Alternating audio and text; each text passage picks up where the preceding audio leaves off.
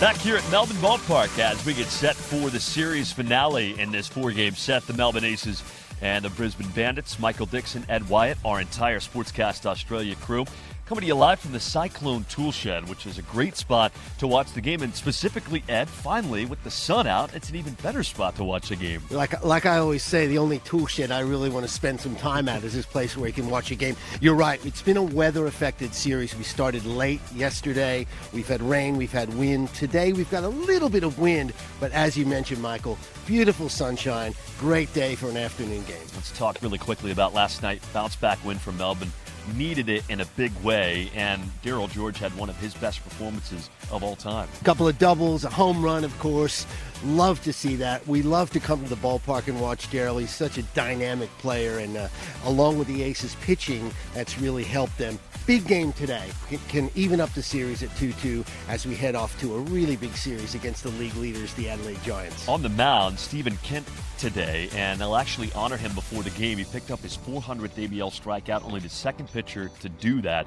What has it been like for you to watch a guy like Stephen Kent here in Melbourne? Just such a veteran, right? We'd seen him at Canberra, then he comes here to Melbourne, kind of does the same thing. He's just one of those ABL legends, and always good to have him on your team instead of being on the other team. Well, just like it was in round one against Perth, this fourth game of the series feels like a big one. You got a chance to get that split, as you mentioned, with the Adelaide series upcoming, and it just feels like one of those games that you'd love for the Aces to come through on. It is the Bandits and the Melbourne Aces right here from Melbourne Ballpark. You're watching the Brickland Brewing pregame show. We've got the starting lineups next. This is Aces TV.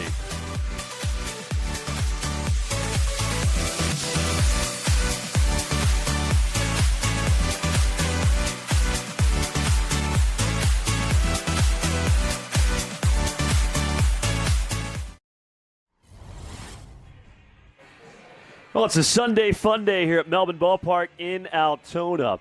And we're ready for Game 4 of this four-game series. A lot of kids hanging out, enjoying their Sunday in the sun. It's nice to finally say that once again, Ed Wyatt, because the weather for the first three games of this series, dreadful, cold, windy, rainy. But for Game 4 of Round 3 with the Aces and the Bandits, yeah, you can see it. The sun is out. And might I say that it's a glorious day for baseball here in Melbourne. Yes, it certainly is. I haven't really been used to seeing this bright orange, yellow thing in the sky, but it is out here today, and it's a lovely day for baseball. We'll take a look at the weather here in just a second. It's look, we've been worried about rain and windy conditions. Not today. 21, beautiful day. Humidity way down at 60%. There is a bit of wind blowing in, so there will still be some wind-affected play. That is the Vibrant Services weather report, and so much nicer to read that one rather than the ones we had been reading previously. There is the Melbourne Ballpark sign, Newport Baseball Club, and Fitzroy Baseball Clubs in the house today for, as you mentioned, Michael, the fourth game of this really intriguing series. Yeah, it really is a gorgeous day, and it's an important game, too, as we transition to the fourth game of this series. Aaron Whitefield, George Khalil get ready, and the Aces, very similar to round one against Perth. Lost the first two, but in Game 3 put together what was, I thought, a complete team win, and that sets up a fourth game to try and split this series before the Aces go on the road not once, not twice, but three consecutive times. We won't see Melbourne back at this ballpark until the New Year's series. Yeah, that's exactly right. I mean, I guess you could look at it from the standpoint of when the Aces went away last, they went to Canberra and came away with a 3-1 series win. So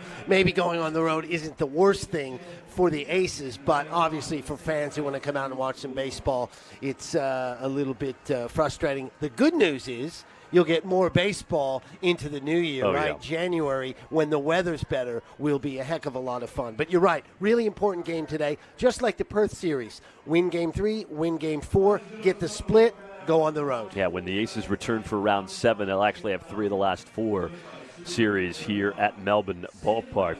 Well, the Aces today have a similar look. Obviously, you've got some injury issues with no-show Fukunaga, but here's how Melbourne lines up in game number 4. Starting in left field, Ryu Sugisawa. And of all the imports, he's been one of the best coming over from Japan. It's been a thrill to watch. Yeah, absolutely exciting in the field, on the base paths, and even at the plate. Aaron Whitefield, the Australian native and the former major leaguer, trying to get on track for 2023-24. Zion Bannister after a couple of days off in right field. Good to see Zion, the Texas Rangers product, back in the lineup. Jared Dale at third. Very good to see. He came back DH'd on Thursday, left the game with an injury Friday, back in there yesterday, and in there again here today. Robbie Glendening, good start to the season for him, and he's back at the familiar shortstop. George Khalil having a tough series, but overall having a good year, and he is starting for the 12th consecutive time at second base to begin the year. Greg Bird, 2 home runs in this series, and one of the best hitters in the early going of the ABL season. He's at first base. Declan Spears starts for the first time this season, only 18 years of age, but with no Fukunaga. He's got to start behind the plate. And the designated hitter, of course, Darryl George, who actually leads the ABL and OPS now through the first 11 games with 3 extra base hits last night. Stephen Kent on the mound for Melbourne. They're actually going to have a ceremony for Kent after the game. He picked up his 400th ABL strikeout, and perhaps fitting, maybe not as a member of Canberra, but in Canberra, he picked that up last Saturday. He's one of the all-time greats, and the Aces have such a reliable starting rotation, and you're talking about a deep starting rotation too when you got Stephen Kent going on Sunday. Isn't that the truth? We had been talking about how Sunday was a day when John Diebel and Graham Lloyd and Peter Moylan kind of tried to figure out, get a couple innings from someone here and 3 here and 2 here and 1 there. Now you got Stephen Kent rolling out on a Sunday, and you hope to get him through at least 5 innings for sure. So you mentioned him as well, too. What a servant of the game, and a weird synergy in a way for him as a member of the Aces to go back to Canberra and get that strikeout record at the club where he started. But, hey, it's that whole inclusive thing, right? Yeah, it was almost like it was meant to be, because Kent pitched 10 years in Canberra. Yeah. And then because of 8 teams in the league last year for the last few years, you didn't visit every ballpark each year, so Melbourne didn't cross over and go to Narrabundah Ballpark last season. So even though Kent was here in Melbourne, he didn't make a return trip to his home. And then last week he gets to go back to Canberra, spend some time in his own house, sleep in his own bed, which he said was about an hour away from the ballpark. So it took him quite a while to get back to the ballpark from where his new home is, but a fitting moment for Stephen Kent, who of course is one of the all-time greats in the ABL, and pitching for a 12th season in this league, a 2nd season in Melbourne. So nice to see fans out in the seats without jackets, blankets, umbrellas. It really is a glorious Sunday afternoon as the Aces get ready for the 4th game of this series. Those folks down the right field line of the All-Star Bar. And there really isn't a bad seat in this ballpark, especially today. It feels like we got a lot more people, not in front of us under the overhang, but down the first and third base lines where there's actually a chance to soak up a little bit of sun. Why wouldn't you go out and sit in the sun for this game? You're right about going through that Aces lineup. Sugisawa gets the start in left field tonight. Zion Bannister comes back in. He's been struggling a bit at the plate. Hopefully today's the day he gets on track, get back in. He's too good of a ball player to continue to struggle as much. We saw him yesterday keeping the energy up in the dugout with that important Aces win. So really hoping that Zion can put it together today. Jared Dale, as you mentioned, continuing at third. And the youngster Declan Spears, we keep an eye on him tonight. Did really well yesterday in that fill-in spot. So getting a full start today. Well, I don't want to say the pressure's on him. I think he'll be fine. But obviously going 9 innings is a little bit different from jumping in and filling in for a shorter term. Well, the Aces take the field on this Sunday afternoon. And quickly, too, about Zion Bannister. They wanted to give him a day off on Friday, but unfortunately with the early exit for Jared Dale, he had to come in, just didn't really have a chance to get that full day off and perhaps reset mentally like these guys need to do every now and then. So yesterday truly was a day off for Zion Bannister, and we'll see if the Rangers farmhand can use that to perhaps turn the corner, because he was so good as the leadoff man in that opening series against Perth. And then in Series 2 with Aaron Whitefield back from Team Australia, they had to figure out where to put Bannister. They stuck him right in the middle of the order, so much different approach for Zion in these last couple of rounds. So good to see him back out there as the Aces take the field for the final time at Melbourne Ballpark in 3.5 weeks, or for 3.5 weeks, I should say. We'll step aside, and we'll give you the Brisbane lineup when we come back. It's Game 4, the Bandits and the Aces.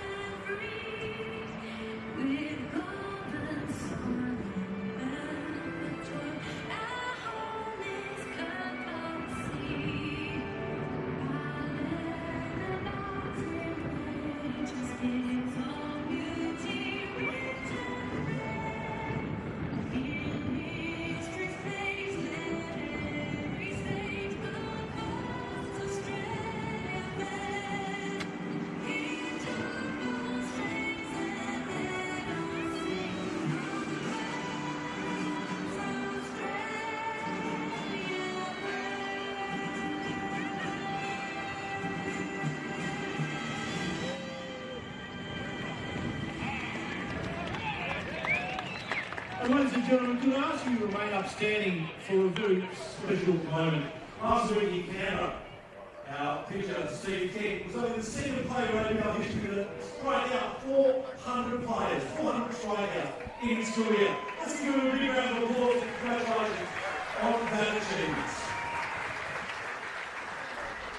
Thank you, folks.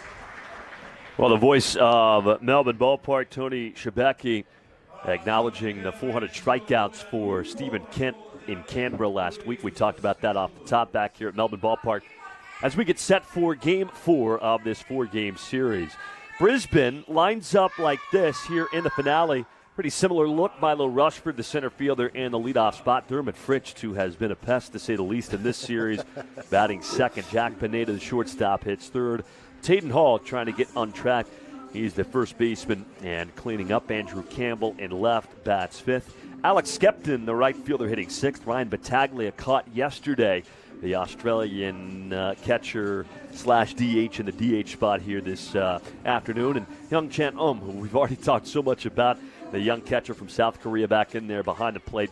Will Riley, the second baseman, batting ninth. And we'll talk more about Connor McDonald, the starter for Brisbane, in the bottom of the first. But for Melbourne, you don't want to put too much emphasis on one game, but it does feel important, just like Game 4 against Perth did a couple of weeks ago. Yeah, I think we said that against Perth, too. It's not a must-win, but it's a you'd really like to win. It's, like we said, level up the series at 2-2. You feel positive going into that next series on the back of a 2-game winning streak. So, yeah, I think it's a really important game. And I think the point you make about Stephen Kent being the pitcher going on Sunday, which is not something we normally see in this league, is a really important one. Well, the left-hander is ready. 1-1 with a 3.60 ERA this season. 10 innings, 11 hits, 5 runs, 4 earned. He's walked 3 and struck out 8. And a couple of Jekyll and Hyde starts to begin the year. Struggled against Perth, but was outstanding against his former club Canberra in Canberra last week. Milo Rushford leads things off, and we're ready to go in Game 4 this series. Rushford 1 for 10 in the series so far. 4 strikeouts, 4 walks. Swings at the first pitch as he did yesterday. And in foul ground, Dale is over, but doesn't have enough room to make the catch. And it's the first strike of the game. Rushford went after the first pitch yesterday, lifted out to left field. And here with the wind coming in from left center field, I think that helped the ball foul. No chance for Jared Dale. Yeah, the wind, as we will become wind experts at the end of this season, by the way. But you look at the flags today, they are more right to left than the normal left to right pattern. So it's probably a swirling wind, more akin to what it was last night. Kent from the wide. And 0-2 here on Milo Rushford, center fielder. One of 5 lefties in the lineup against Kent this afternoon. And strangely enough, Kent has actually struggled against lefties the early part of the year. Of course, a very small sample size, but he has been shut down against righties. 2 strikes the count. And Rushford takes ball 1. He, of course, had that Rushford, that misplay of that Chris Burke shot to center yesterday. It proved to be so critical, the triple that it turned into. Just thinking, just must not have seen it off the bat properly. Flew right over his head. There's a swing and a miss for Stephen Kent, so they celebrate his 400th strikeout, and he's on his way now to 500. Will you be around for that one? Maybe. We'll see. I guess the question, will Kent be around for that one too, right? At a certain point, you might be thinking about hanging him up. But one out here in the first inning. That brings up Dermot Fritsch. You mentioned that misplay from Rushford too. Who knows what happens in the final few innings of yesterday's game if the Aces don't get those 2 back in the 6th. Fritsch hitting 500 in the series, 6 for 12. Struck out a few times, 3 and 2 walks. And he, as you mentioned, he has been a real thorn in the Aces' side. Coming into this series, too, he was batting 192. He's lifted his average all the way to 289. This weekend set at Melbourne Ballpark. There you go. He adds right to it with a 1-out single. He has been absolutely on fire. 7 for 13. Also a couple of walks for Fritsch, so he's been on base a lot. We've had a lot of time to talk about that hair. I felt like might as well just go ahead and throw in another hair mention here in Game 4. That way we go 4 for 4. I did see him in his pregame warm-up, and very extensive, big stretching, big routine, absolutely preparing like a true professional. Well, Kent allowed just the 1 hit in 5 innings against Canberra last week. Gives up a 1-out single here in the first. Remember, Kent pitched in Game 3 of that series. It was a 7-inning game. Melbourne won it 3-0, and that was right in the middle of that run for Melbourne pitching in that weekend set at Canberra, in which they finished with 23 scoreless innings. Stretched it all the way to 27 before Brisbane finally broke that run in Game 1. The Bandits won Game 1 3-0. Won Game 2. And then the Aces with a win last night, 4-2. Beg your pardon, 3-0 win in Game 2, and the Bandits with a 4-2 win in the opener. 2 strikes, 1 out, runner at first. And this could be 2. Right to Glendening. That's about as tailor-made as it gets. 6-4-3, the inning is over. No runs, a hit, nobody left, and Kent faces the minimum. We go to the bottom of the first. The Bandits nothing, and the Aces coming up. Light and Easy have been named Best Healthy Meal Delivery Service again, but you won't find us stopping to celebrate. We're busy making it easy for Aussies to achieve their well-being goals, and the results speak for themselves. Light and Easy, just good food and great results. Aussie gardeners are best served by Aussie tools, built specifically for our unique environment and conditions. Back in the 1890s, Leonard Chambers and William Thompson started a beekeeping supply business in Melbourne. Little would they know that their company would go on to change how Australians garden for well over a century. Cyclone is ingrained into our country's history and our way of life. Our tools are long-lasting and purpose-built for hard work. We've been making quality tools for over a century. They last that long, you can hand them down to the next generation. Good, quality, honest product that the Australian people have grown to love. It's not an Aussie shed without a cyclone. My biggest takeaway of being here for 34 years is just a sense of pride in the product. Australians buy good products.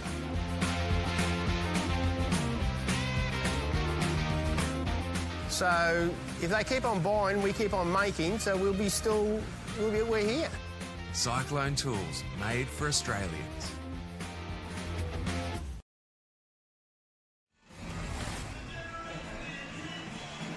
Well, Melbourne Aces baseball, powered by Business Network International. BNI International is flourishing across Melbourne's West and Geelong. Local businesses, including the Aces, join BNI for professional development, networking opportunities, and to increase business prospects. Find your local BNI chapter to tap a wealth of resources and join a winning team. We go to the bottom of the first inning. Whitefield, George Glendening, 1, 2, and 3 coming through for Melbourne. We'll score on a gorgeous Sunday afternoon here in Altona. Last of this 4-game series, and the Aces trying to salvage a series split the same way they did round 1 against Perth. Lost the first 2, but won the last 2. In fact, Melbourne in games 3 and 4, now the first 3 rounds, 5-0. So they have finished series quite well. Trying to run that to a perfect 6-0. Whitefield leads off. And the first pitch strike at the knees from Connor McDonald. Third start for McDonald, 6 2/3. A lot of contact, 9 hits, 4 runs, only 1 walk, but also 2 strikeouts. Should see the Aces put a lot of balls in play. He's an ABL vet, 5 seasons with the Bandits and 3 seasons with the Sydney Blue Sox. Hasn't played for a couple of years, though. Yeah, it's his first go around in this league for a few years, and first time with Brisbane since 2016-2017. Yeah, so it went Brisbane, then Sydney, and then a couple of years off, and now he's back with Brisbane. And, of course, when we talked to Shane Watson before the series began on Thursday, it brought up McDonald, said, well, he's trying the two-way thing, and Shane was very quick to correct this and say, not really trying the two-way thing. He's pretty much a pitcher, and if they absolutely need him off the bench as a bat, then they could use him. But he's a guy who, if you remember that name, probably asking yourself, well, why is he on the mound? He's trying to become a pitcher. 1-2. And a fastball high to Whitefield leading things off. 4 scoreless in his debut against Adelaide, which is very impressive against that lineup far and away through the first 3 rounds. Adelaide has been the best offense in the ABL. Ground ball rocketed foul by Aaron Whitefield. And last go-around for McDonald last week. Gave up 4 runs in 2 2/3 against Sydney. Began his career with Brisbane, played 3 years with the Blue Sox, as you mentioned. Now he's back here in Brisbane. Whitefield grounds it foul. We'll do it again. 2 balls, 2 strikes with no score here in the bottom of the first. Stephen Kennel out a 1-out single to who else? Dermot Fritsch and the top of the first, but got around it with a double play. Pitcher's best friend, we like to call it. That is tailor-made as you can ask for. Glendenning hardly had to move.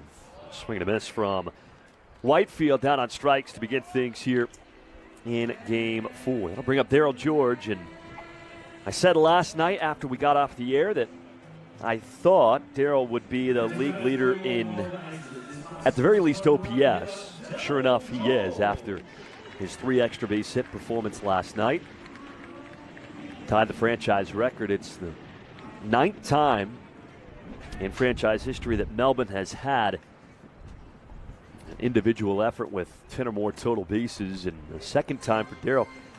He actually has Melbourne's only 3 home run game, and that was the franchise record with 12 total bases. But all the games that Darryl George has played for Melbourne, last night was one of the more special, and right here, right on cue, 1-out single up the middle. That makes him 5 for 10 in the series, so he also, like Fritsch, hitting .500 in this series. Well, George and Josh Altman enter play this afternoon as the only players in the league with 3 home runs. And that's a ball from McDonald that he left right in the wheelhouse for Darryl George. So George's great start of the season continues, and here's Robbie Glendenning. 3 walks for Robbie in the series, 1 for 9 altogether. And a fly ball high out towards right field. Skepton back, but onto the track. He's got room. And that is out number 2. I wonder if that's a home run last night. We saw the ball jump off of Darryl George's bat. Perhaps Robbie just missed that off the end of the bat, but Skepton had a little bit of space in front of the wall and makes the catch for out number 2. Yeah, I think you're right. Even Thursday, Friday as well, with that wind blowing more that way. I think you're right. The wind going a weirdly opposite way today at Melbourne Ballpark probably did hold that back. So here's Greg Bird, 2 for 10 in the series, but both hits have left the yard. His first 2 home runs in the ABL. Went the opposite way out to left field in the 7th inning last night. Multi-homer inning for Darryl George and Greg Bird. And those 2 swings were the difference in a 4-2 game. 2 outs, the man at first. And this is popped up. Fritsch over in foul ground. And just out of room. Very similar to the foul ball we saw off the bat of Milo Rushford with the first pitch of the game. So yeah, the wind just carrying that a little bit. The way we normally see down the first base line by the All-Star bar, we normally see that drift. Now it's going the other way. So 1-1 here to Greg Bird. Tied with Glenn Denning for the league lead in walks. He and Robbie with 8 of those each to the first 11 games. And 2 balls, a strike here to Greg. Of course, a 4-year New York Yankee. 31 career Major League home runs. And an outstanding start to his rookie season in 2015. Here he is in Melbourne. Ground ball towards second, and a flip from Riley to Pineda. That ends the inning. The Aces leave one after George's 1-out single. We go to the second, no score from Melbourne Ballpark.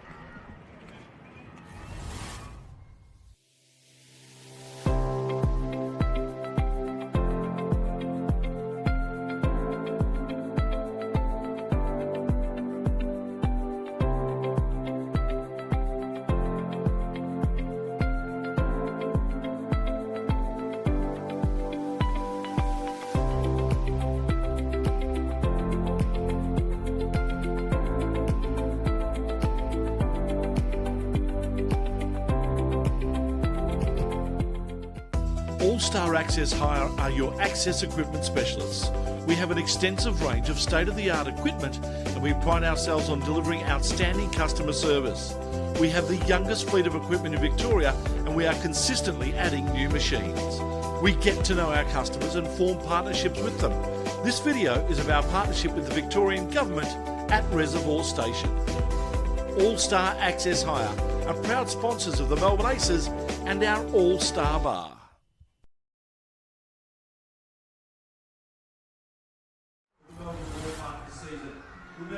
Well, welcome back to Melbourne Ballpark. Beautiful day to just sit back, have a beverage, text a friend and tell them how much fun you're having at the ballpark.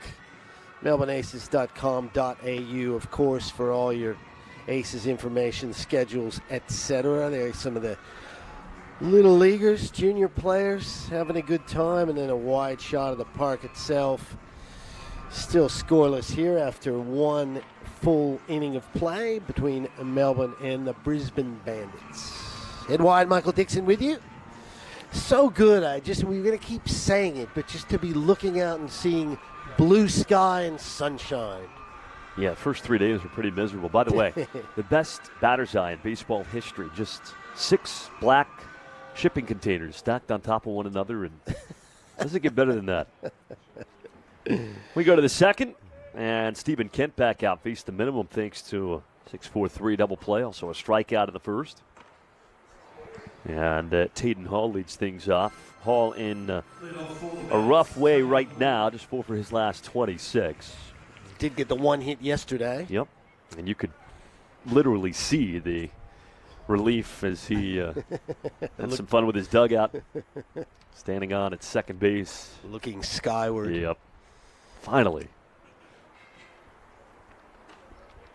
I'm sure Dad has plenty of advice through the years for a guy like like Taden Hall. Was it 9 years in the 9 years in the big leagues.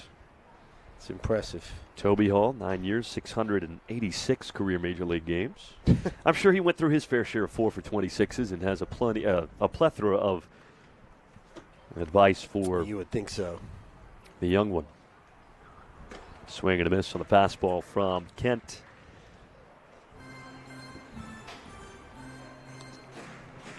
Talked about Kent and that opportunity for the Aces to have him as their Sunday starter. Just so valuable, so important, especially now going forward. It's just with the addition of Gunnar Kynes makes this such a luxury.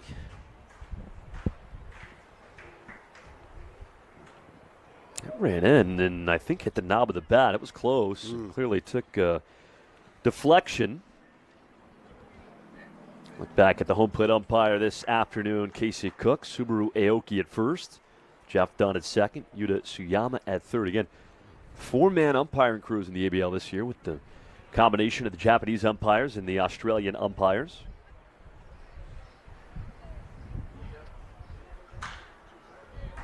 And Hall flicks this foul the other way. We'll do it again. Actually, yesterday I think we had about 100 umpires when you heard the crowd looking, sort of willing some of those pitches across the plate. Especially late in the game when the rain was coming down and we were so close to the finish line. How comfortable does that look? In and out of the glove of Declan Spears. What's the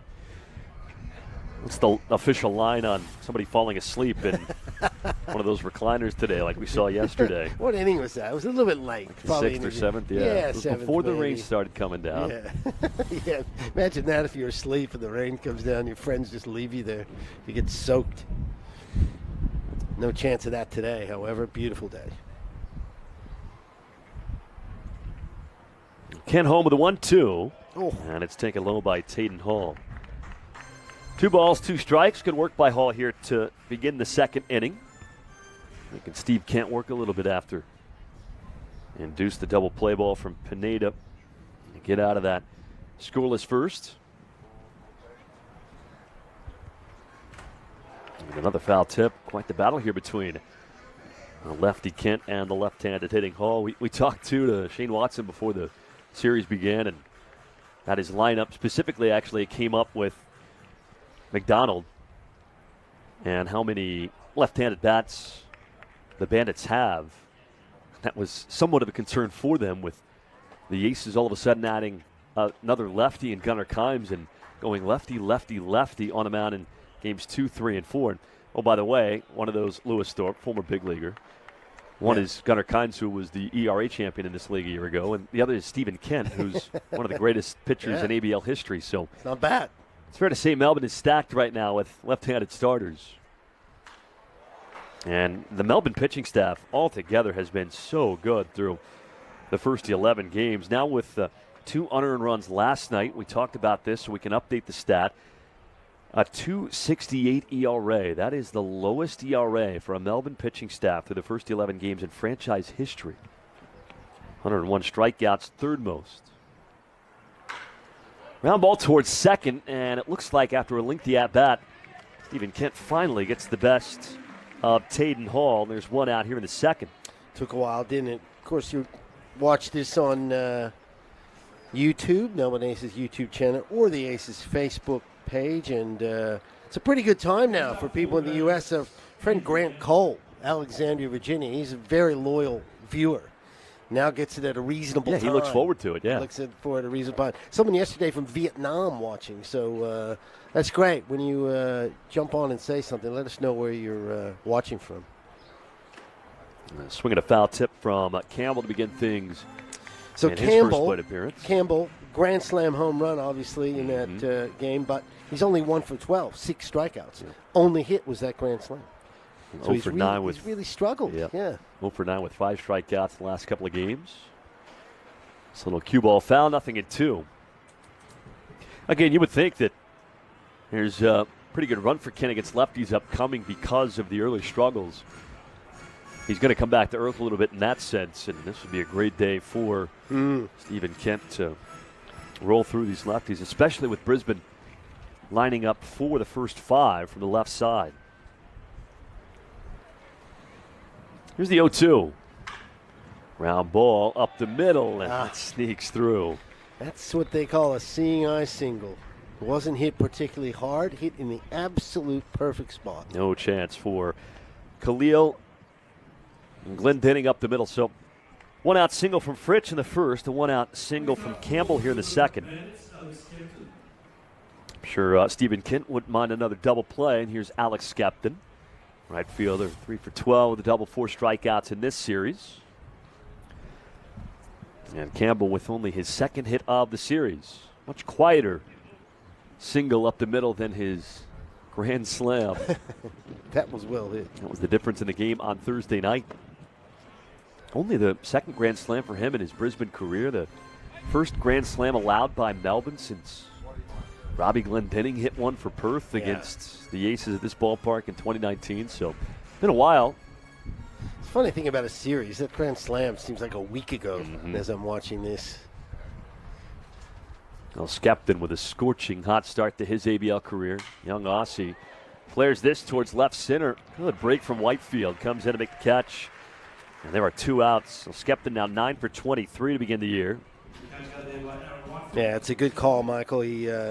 Whitefield gets a real nice jump on this. It was hit hard. It was sort of diving a little bit. So if he didn't get as good a jump on it, there's an opportunity for that to fall in for a single. But he was all over it. He's a very, very good center fielder. Here's Ryan Battaglia, DH in Game 4. He caught yesterday. Second consecutive start. Did not play either of the first 2 games. And Hyung-Chan is on deck. He's catching once again. Battaglia and Kent, obviously. A couple of old ABL veterans. Have some war stories from over the years. Kent with 10 years in Canberra, 2 years now in Melbourne. Battaglia, 13 years in Brisbane. 1 strike with 2 outs. Runner at first. And nothing at 2. From one vet to another. What were you doing 13 years ago? Still in high school? Yeah, I would have been, starting my first year of high school. That's how long he's been in the league. That's something, isn't it? Lots happened since. Puts it into perspective. 2 strikes, 2 outs.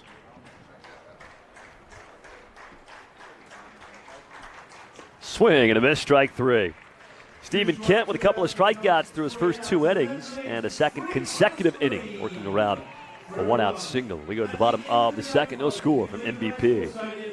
We'll give you free ice cream. All thanks to the Melbourne Aces. When enjoying a punt, easy does it with Punt 123. Punt123.bet is your home for all your punting needs with same race multis and same game multi options, including daily promotions on all the major sporting and racing events. It's punting made easy. Get in the game with Punt 123. Visit punt123.bet or download the app today. Gamble responsibly. If gambling becomes an issue for you, call 1-800-858-858. At the Sporting Globe, we're a little different to other pubs and bars. We have more than just cooks, we have chefs. We have more than bar service, we have table service.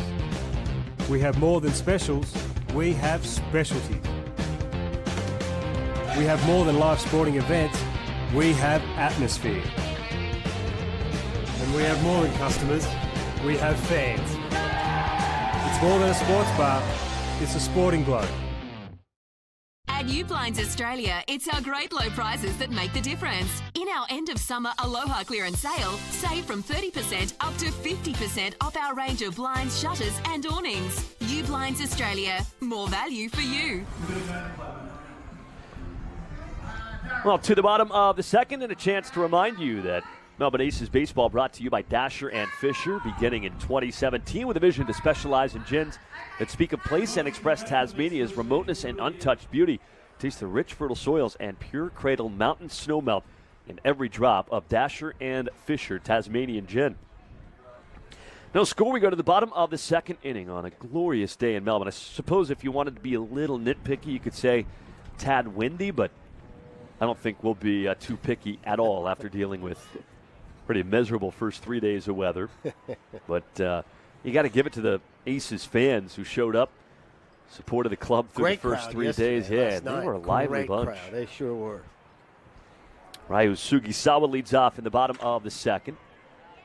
And the count 1-1 strike from Connor McDonald.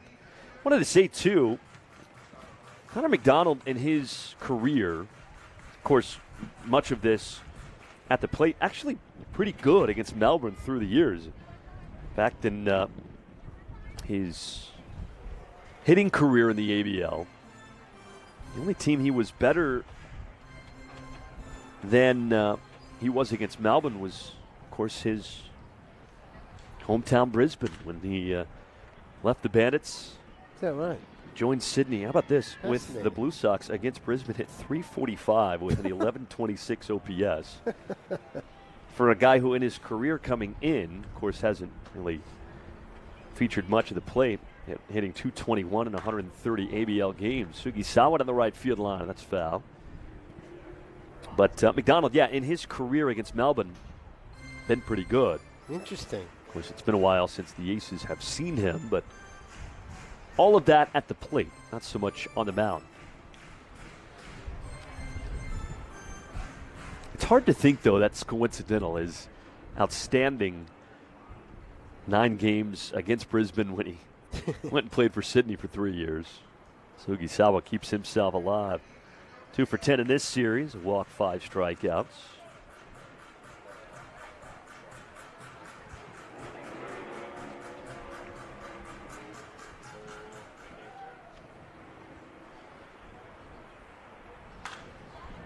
And Ryu fights that off once again. I must say, I'm very glad we don't sponsor the foul balls anymore. Back in the old days where we say that foul ball brought to you by fill in the blank. We'd be saying it all night. There's so many foul balls. There's another one. On the other hand, it might be the best sponsorship deal in the history of the Melbourne Aces. Yep. We talked about that in round 1. It is far and away the best bang for your buck. If you can find a way to get the foul ball sponsorship. 2-2. We'll do it again. Off speed that time from McDonald. A busy day across the ABL with Perth and Canberra still. They've had weather all weekend. 2 games to play this Sunday afternoon. Adelaide and Sydney underway as well. McDonald misses with the breaking ball, and Sugisawa has worked the count full. One of 2 lefties for the Aces this afternoon. Greg Bird batting 4th, Sugisawa batting 5th. Zion Bannister, the switch hitter, due up 3rd in this inning. He should bat left against McDonald. And Sugisawa with a foul out after a lengthy plate appearance to start the bottom of the 2nd. Over in that left field area, still a little bit of water. Campbell didn't have to go quite that far, but when you get across that line out there, there is still a little bit of water, so it could be trickier. They need to be careful, obviously, if you're fielding a ball in foul territory down that left field line. We'll have to wait and see, too, if there's too much water still for Brisbane to occupy what is traditionally the visiting bullpen, because a first for me in 6+ years of doing baseball now. The Aces and Bandits shared the bullpen down the right field line yesterday. Very strange to watch both starting pitchers warm up, double barrel side by side, and we got some shots from our crew last night of the Aces and Bandits relievers chatting amongst themselves and having a good time, maybe tossing the football with each other a little bit. Yeah, I don't see it today. I've looked out there. I don't see anybody in the normal Brisbane area, but I also don't see him in the other one. There's a ground ball from Jared Dale, and he goes the opposite way with a 1-out single. So Jared Dale with his 2nd hit of the season. Missed the first 2 rounds and debuted on Thursday. He was the DH, and then on Friday left the game starting in the field for the first time. We were a little bit concerned with an injury that flared back up, but great to see him back in the lineup yesterday, and once again here today. There's that bullpen. It just looks like pure Melbourne. It does, yeah. Bannister, been struggling at the plate, Yeah. back in the game. Does he lay down a bunt? Just a thought. Doesn't look like it. Well, they're worried about it with Fritsch at 3rd. Got to always think about it with Bannister and his speed. Exactly. That's what I was thinking. Get him into action. Yeah. Get on base. He is quite literally the fastest guy in the Rangers organization. I did hang up my managerial hat after that call yesterday that I made, so maybe I better lay off the decisions. That dream's dead. Here's the 0-1. Yeah, I always said I want to be a bench coach. That would be the ideal job to me. You basically hang out with the manager, throw a little advice in after the game, have a drink with the manager, recap the game. You know, I think that you'd be good at that too. You're good at sort of keeping things light. Yeah. You don't ever really get stressed. You seem unfazed. Always wanted to be that. Yeah. Missed my calling. Now, 2 strikes here to Zion with a runner at first. No score, bottom 2. And Zion down looking for strike 3. Second strikeout for McDonald. He had just 2 in 6 2/3 innings coming in. So retires Bannister, and with 2 outs, here comes Declan Spears. First start for young Declan, who's actually on the developmental list, but still a product of the Philadelphia Phillies. Only 18 years of age and signed with Philly. His first professional contract just a couple of months ago. and a cameo with Melbourne last year, but I think a much more significant impact here. Don't really know an update on Sho Fukunaga, but with the Aces dealing with the injury bug, Tucker Mitchell done for the season. Of course, that makes it seem a little worse than it is. For Melbourne's season, Tucker should be fine for spring training when he goes back to the States and part of that Rangers system. And this is big for Spears. I mean, I don't think he would have expected to be thrust into the starting lineup in an ABL game this early in the season. So, great experience for him. And two, there's really not much you can think about. You just got to go out there and play. That's right, yeah. And it's got to feel good, too, because, I mean, obviously Melbourne would like a little bit more depth behind the plate right now with the injuries to Fukunaga and Mitchell. But if you're Declan Spears, there's really nobody right now behind you. At least nobody ideally that the Aces would put out there. Ooh, another good pitch on the outside corner. Spears still looking for that first ABL hit. Didn't have one last year in a couple of plate appearances. 0 for 8 to start the season here in 2023-24. Dale at first with a one-out single. 2 down in the bottom of the second. 2 balls and 2 strikes. McDonald deals. And it's low. The count is full. Good work from Spears here, working this full count.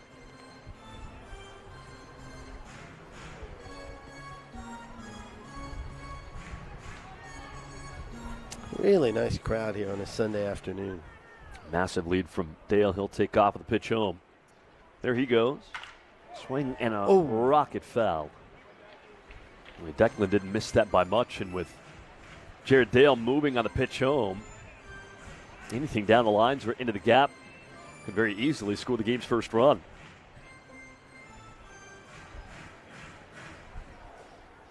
$18 of age, doing a lot more than I was doing at 18. Maybe you too. I don't want to speak for you, but I certainly wasn't playing professional baseball. Here's the payoff. Thought off foul. Yeah, it's great. And this is the sort of thing we love to see, right? Khalil comes in that sort of COVID year, plays that sort of exhibition season, if you will, ends up now starting for the Melbourne Aces. Love seeing these Melbourne kids, the Australian kids, coming back, getting involved. Full count with 2 outs. And a ground ball to first. Stays fair for Hall, and that will do it in the bottom of the second. No runs, a single, and a man left. We go to the third. No score from Melbourne Ballpark. Please welcome back onto the ballpark. Oh, we've been there for every game, the 4 and 25. When Meatloaf overcooked it and Gregan saved that try.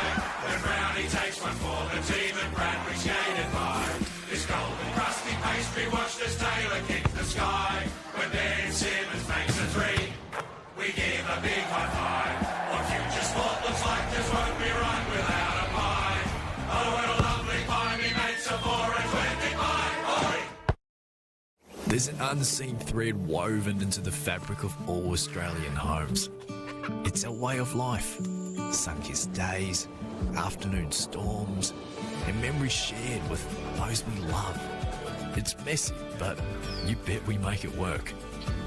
In the end, it's the simple things that make an Australian home home. And what did the trick then? Still does the job now. Hills, Australia's trusted clothesline since 1945. Off to the third inning at Melbourne Ballpark on a brilliant Sunday afternoon here in Altona. And, how comfortable does that look? Absolutely. Sitting there sipping a cold drink in the sunshine. There aren't many places I think I'd rather be on this Sunday here in Melbourne. I'm sure a lot of folks are out and about too in the CBD after last few days cooped up. Yeah, true. Trying to dodge the raindrop, especially yesterday. We go to the third inning. Stephen Kent has worked around a couple of one-out singles. Folks collect the Cyclone tool shed down that left field line. Hung Chan leads things off. young Korean catcher. Did not play yesterday, got the day off after he caught each of the first 2 games. And back in there, catching game 4 and hitting 8th. It's followed by Riley and then Rushford. No runs, a couple of hits for both teams. Both pitchers have been good so far. Kent against McDonald, a couple of ABL vets going head-to-head. Mentioned this yesterday. Just a phenomenal person, super nice guy. Speaks incredibly good English, and we delved into his generosity in terms of donating the money from the award he won as the high school baseball player of the year. Just a remarkable young man. Really, really want him to do well. Had the money donation, but also the gear donation to kids who were in trying Laos. to pick up baseball in Laos. 2 balls and 1 strike to him. And if you weren't with us on Thursday and we were talking about that, telling that story, and you ask why Laos, well, as Ed mentioned, was named the high school catcher of the year in South Korea. That really put him on the major league radar. Signed with the Royals, made his pro debut last year. But that award in South Korea named after Lee Man-soo, who's a KBO catching legend, and Lee Man-soo has done a lot of work to try and get baseball up and going in Laos, so that's why he chose Laos to donate the gear. 1 ball and 2 strikes from from Kent to I should say. Brilliant sunshine on this Sunday afternoon in Altona. Kent deals. It's fouled back. Another foul ball. We've seen a lot of those here this afternoon. 1 for 7 with a couple of strikeouts in this series. Hitting just 111 in the young season. He fouls this off and stays alive.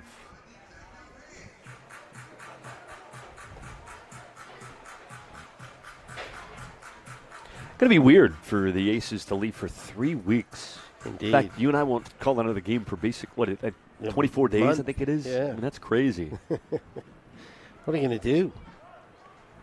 Travel? Well, golf? I am going to Adelaide next weekend. Oh, so, great. Yeah. Fantastic. Great city, by the way. You really like it over there. Yeah, road tripping up on Wednesday. That should be a lot of fun. Here's the 1-2. An appeal, he did not go. 2 balls, 2 strikes. In fact, that next home series is going to be a ton of fun with the Giants coming to Melbourne Ballpark on the 28th, 29th, 30th, and 31st. So that New Year's series, if you will, which is always huge, a big hit. Fly ball into shallow right. And room for Bannister coming in. 1 out in the top of the 3rd inning. In fact, that's one of the things I learned when I first got here about how strange it is, at least for me, coming to the Southern Hemisphere for the first time because, of course, every summer in the USA, big, 3 or 4 days each year around the 4th of July in minor league baseball. And here, the big 3 or 4 days is always around New Year's. Yeah. It's just weird for me to wrap my head around. And as the days get warmer and they get longer, the Christmas decorations go up here in Australia, which is just so strange to get used to. And it is very strange. I'm still not used to it. I'll be honest with you. 20-some years here in Melbourne, the warm weather Christmas still is a strange one. I've never gotten used to it, I'll be honest with you. Are you finally used to the cars on the opposite side of the road? Because that was no problem at all. In fact, I can slot back into the States and drive easily and then come back and here. You're fine. That I adjusted to with no problem whatsoever. But the Christmas thing, whole nother kettle of fish. If I could go back to the States for Christmas every year, if I had the money and the time, I would absolutely do it. 100%. 2 quick strikes here on Riley. Number 9 man. Swinging a miss, strike 3. 3rd strikeout for Stephen Kent. He's retired 4 in a row after that 1-out single and the second, and 2 up, 2 down in the 3rd. Here comes Milo Rushford. I've only dodged about a dozen cars or so because I'm not. When you're walking? Because I'm approaching the street and I look the wrong way. Yeah. In fact, there was a really bad case of that for me at the train station a few days ago. So I'm slowly getting there. It's taking some time. I know if you've been to London, there's a lot of signs on the sidewalk that says look left or look right. You know, they're telling you to look the opposite way just so you're aware of it. All the international people, you know, Europeans or Americans in London. It's 2 balls and no strikes here to Rushford. So you haven't driven yet? No, and I honestly don't know when I would. Got to do it once, don't you? Just to probably get just behind to the wheel, say tell some stories. My dad would love for me to, just to say I did it. Yeah.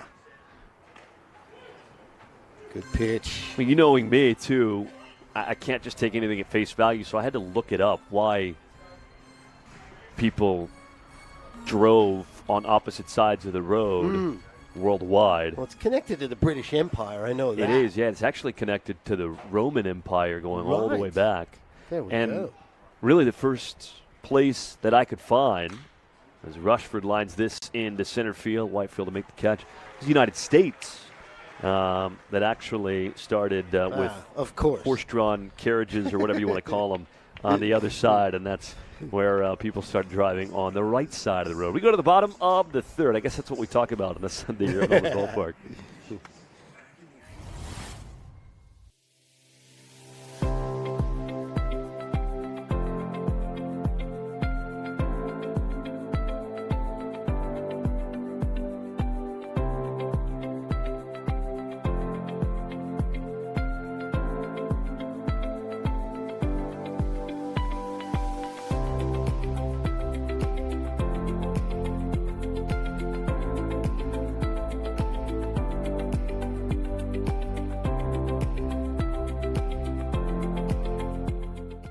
All-Star Access Hire are your access equipment specialists.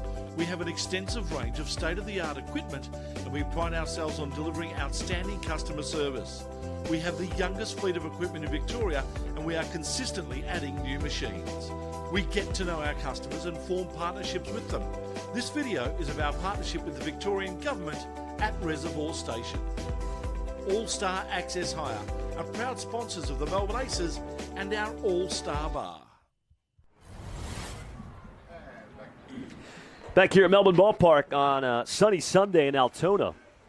No score. We head to the bottom of the third in this finale of a 4-game series between the Bandits and the Aces. Michael Dixon, Ed White, our entire Sportscast Australia crew. And Ed and I kept bragging about how we were inside for the first 3 games, and we didn't have to worry about braving the elements. And I think today you and I are the jealous ones because we're inside the shaded booth and a lot of people enjoying their Sunday in the sun. George Khalil leads off. Swing and a foul tip on the first pitch from McDonald. 9-1-2 coming through Khalil, Whitefield, and George. I didn't want to leave the viewers hanging, so yes, wanted to bring up just one more time why Americans started driving on the right side of the road. But apparently in the Civil War era, they started driving on the right side of the road because it was easier. Most people are right-handed. It was easier for them to draw their weaponry and defense or whatever it was. It was a very strange article that I happened upon. Seems pretty much par for the course, doesn't it? That's ripped foul on the left field line. Foul. A lot of balls down in that Cyclone toolshed area today. It's good to have the netting that covers the people down the right and left field line. You don't want a ball disturbing you when you're sitting on a beanbag out there enjoying a game. Ground ball to short. And Pineda coming in with a nice off-balance throw to get Khalil. And there is one out here at the bottom of the third. Nice smooth play there from Pineda. Fielded that, got rid of it really quickly. Well, these are 2 good defensive teams. Yeah, 2 of the better defensive teams in the ABL. Yep. Statistically the best the first 3 rounds is Adelaide. The Giants have been good at just about everything, but these 2 teams defensively right behind Adelaide, and Melbourne, the second best team offensively through the first 3 rounds. Adelaide coming back to earth a little bit, as we suspected they would. Their pitching has dominated through the first 3 rounds of the young season. This is Sky to right. And Skepton with a late break. You can see the wind playing a factor, but he makes the catch. And Whitefield retired for the second time this afternoon. 2 down, and here comes the man right now, Daryl George. 5 for 10 in this series. Unbelievable. Came in, tops in the ABL with an 11 OPS.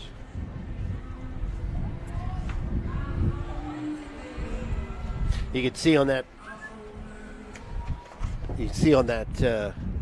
fly ball, as you mentioned, Michael, it was very difficult for Skepton to sort of get a beat on it, just that wind swirling. Of course, sun as well, so can't complain about it, but it actually adds a little bit.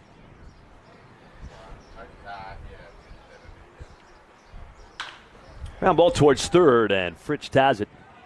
Throw across in time, and McDonald with the first 3 up, 3 down inning for himself this afternoon. We go to the 4th, and Ed Wyatt has the play-by-play for 4, 5, and 6. You're watching Aces TV.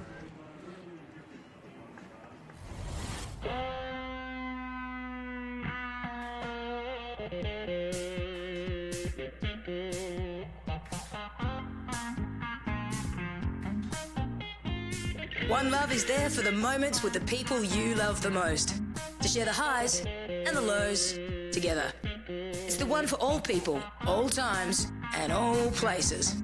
Brick Lane's One Love Pale Ale. It's the one for all.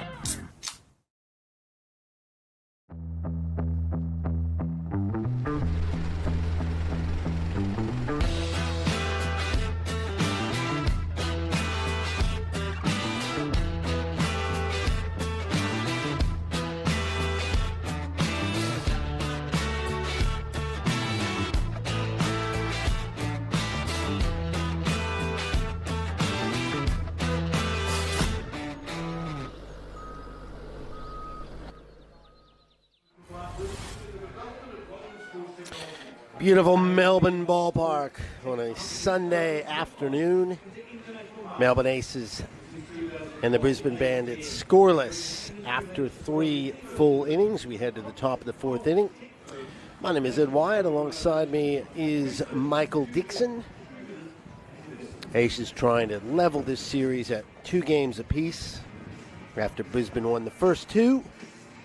Melbourne won last night's game. Looking to do the same thing here today. See fans sort of filing in and getting their seats here as Dermot Frisch, Jack Pineda, and Hayden Hall will come up to bat for the Brisbane Bandits.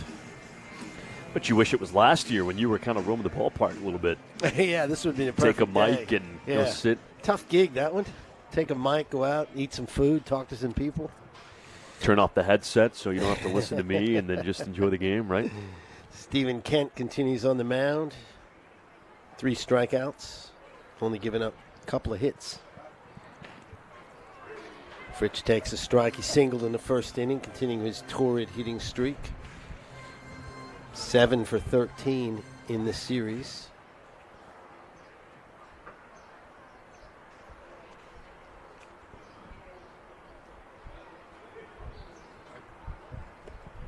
Kent takes a little off that one, but it misses. 1 ball, 1 strike. No score. Kind of following the pattern of the rest of the games in this series. Then looking for maybe 1 inning for the Aces to blow it open potentially. That's low, ball 2. Well, it just feels like we keep talking about guys after slow starts and teams collectively not hitting very well when the entire league is struggling against opposing pitchers. It's amazing to look at the stats and team ERAs through the first 11 games. That one's low. Count's going to 3-1 now. And Melbourne with a team ERA at 2.68 through the first 11 games. That is comfortably the best ERA for the Aces in the first 11 games in franchise history. 3-1 pitch. Swing and a miss. Good comeback from Kent there. Full count now. Strikeouts are up across the league as well. Yeah. Yeah, we've seen so many in this series. By the way, we have our answer. The Bandits are able to occupy that bullpen down the left field line. So order is restored, and they don't have to share a bullpen. Here's the 3-2 pitch. Kent to Fritsch. Fouled away. We'll do it again. The only offense having sustained success really is Adelaide. All the offenses have been spotty, and even teams like Canberra and Sydney have been relatively poor through the first 3 rounds. You expect those numbers to come up a little bit, but it has been interesting. It's something everyone's talking about. It's hit sharply to Khalil at second. Easy play. Fritsch is down, 1 away. That's a way to get rid of a guy who's been a little bit of a problem for the Aces. Even the ground ball, though, was sharp. It was. He's seen it well, no doubt about it. There's George Khalil playing second base. You saw Jack Khalil Pineda shading now, up the middle there, too. Go ahead. Yeah, indeed. Pineda now, he hit into double play his first time up in the first inning. Inning-ending double play.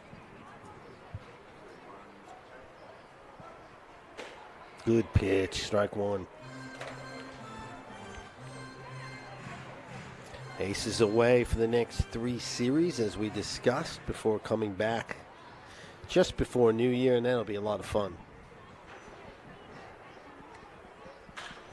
Fouled out of play down the third base line. 2 quick strikes on Jack Pineda. First year with the Bandits, Kansas City Royals draft pick out of Baylor University in Waco, Texas.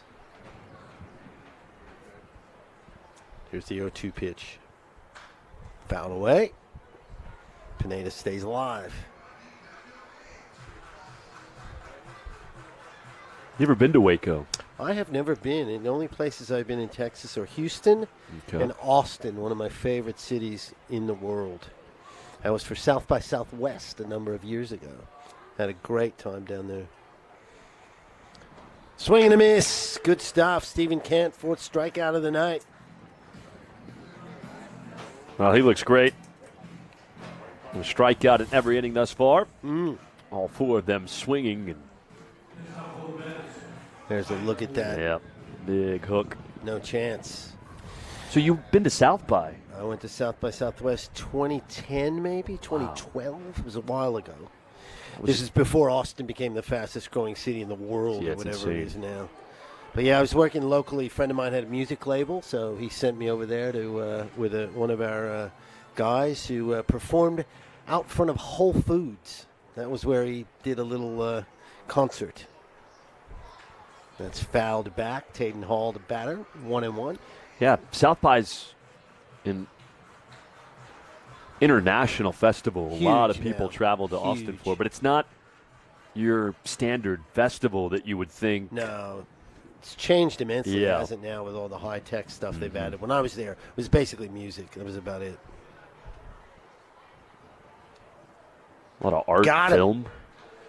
Good pitch.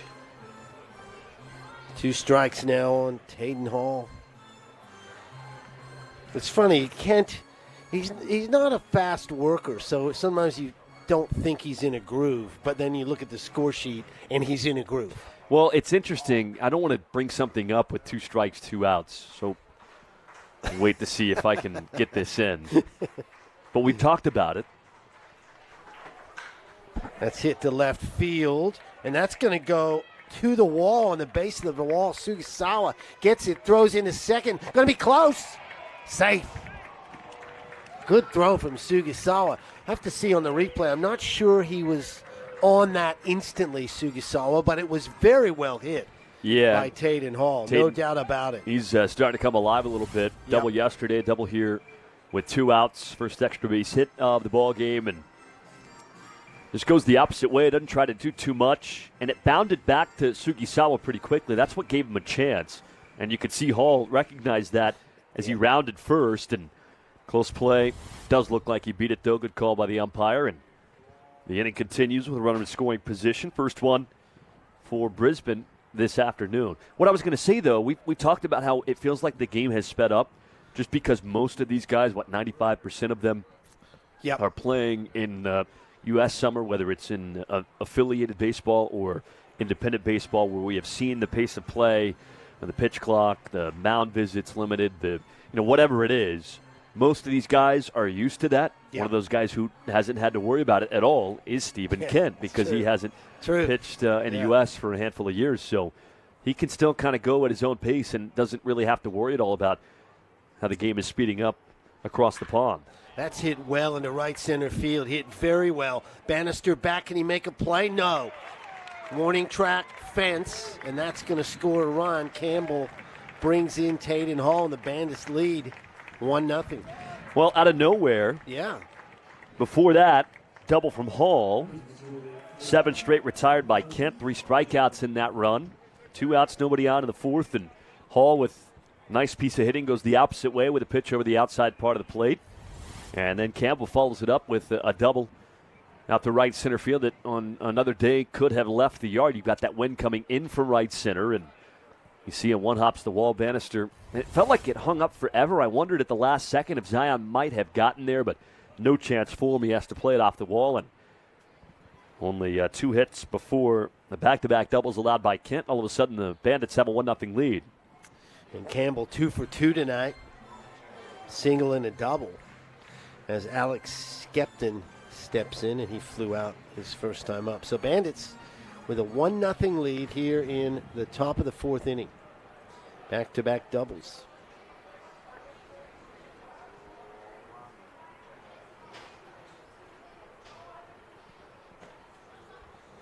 Misses on the outside corner. 1 ball, 1 strike. So a couple of well-hit balls here in the 4th. No doubt about it. And Kent's looking to get out of the inning here with Skepton. And that's hit really well as well. Back. Sugisawa back on the warning track. And that's gone. That is gone. Alex Skepton with a 2-run home run. So 3 hits in a row. Just like that for the Brisbane Bandits. And they lead it 3-0. First ABL home run for Skepton, and he'll remember that moment forever. Getting handshakes from the team in dugout. But right before that pitch, I was just thinking to myself that this feels like a very rare day at Melbourne Ballpark where balls out to left actually have a better chance than balls out to right. And sure enough, off the bat, Sugisawa kept going. And I would say for each of the first 7 games we've seen at this ballpark, that has been caught either on the warning track or maybe not even to the track. And that one just so happened to leave the yard. There was an easy ground out. Dale over to Bird. Damage done, however. 2 doubles and a home run. And the Brisbane Bandits take a 3-0 lead into the bottom of the 4th. Back on Aces TV after this. Aussie gardeners are best served by Aussie tools, built specifically for our unique environment and conditions. Back in the 1890s, Leonard Chambers and William Thompson started a beekeeping supply business in Melbourne. Little would they know that their company would go on to change how Australians garden for well over a century. Cyclone is ingrained into our country's history and our way of life. Our tools are long-lasting and purpose-built for hard work. We've been making quality tools for over a century. They last that long, you can hand them down to the next generation. Good, quality, honest product that the Australian people have grown to love. It's not an Aussie shed without a cyclone. My biggest takeaway of being here for 34 years is just a sense of pride in the product. Australians buy good products.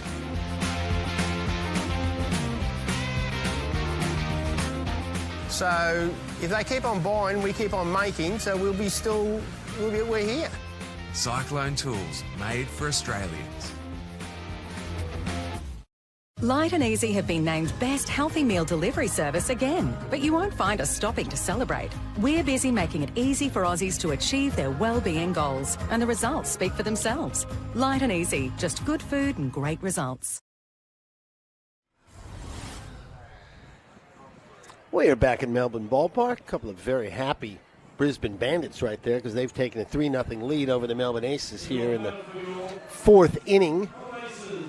We're going to go to the bottom of the inning. Glendenning, Bird, and Sugisawa for the Aces, looking to get back into it here against Connor McDonald, who suddenly has himself a 3-run lead. Out of nowhere, too. We talked about that, but 2 outs, nobody on, 7 straight retired by Kent, and a double homer, and all of a sudden it's 3-0. That's a strike. Counts 1-1. Glendenning flew out to right field his first time up. And nothing cheap about it, too. 3 hard hit balls for very Brisbane. Much so. Off-speed pitch, swing and a miss. 1-2 the count, and I think you're right, Michael. That wind has definitely affected things more than it has in the previous three in the left field area. Glendenning looks at ball 2, 2-2. You've seen a lot more games at this ballpark than I have, so I try and tread lightly when I talk about what it feels like the ballpark presents, and I noticed immediately in the first handful of games that balls that seemed crushed out to left. Oh, that's up the middle for a hit. Nearly hit McDonald, ducked quickly. Well hit ball, Glendenning. And I felt like a swing, long time coming for Robbie. I mean, kind of a slower series than we're accustomed to, but a couple of hits now, 3 walks. But, I mean, we talked multiple times, and the wind doesn't affect the ball like this. Keep it low and just a rocket right back up the middle. Third time we've seen that in this series. But, you can tell a significant difference, I think, today. And also worth mentioning. That's a really nice play over there from Will Riley. And just like that, turns a double play. That's a nice play from the youngster. Yeah, it is. Moving to his left. Not easy to make at all. And the pitcher's best friend now. Both teams have turned a double play. Yep. Throw is right, a little low, but really nice play also by Pineda to grab that and fire to first. We mentioned the good fielding. There's another example of it. There is that wind we talked about as Ryu Sugisawa, the left fielder, steps in. He flew out his first time up to left field. It's also worth noting, though, too, just to finish that point, with this inning unfolding quickly, that now that's hit hard to center, but it's going to hold up, and Rushton gets under it for the out. A lot of sunshine, and it's pretty warm relative to what we've seen so far at Melbourne Ballpark this season. So that also, I think, plays a factor as well. We'll head to the 5th. Bandits still leading 3-0.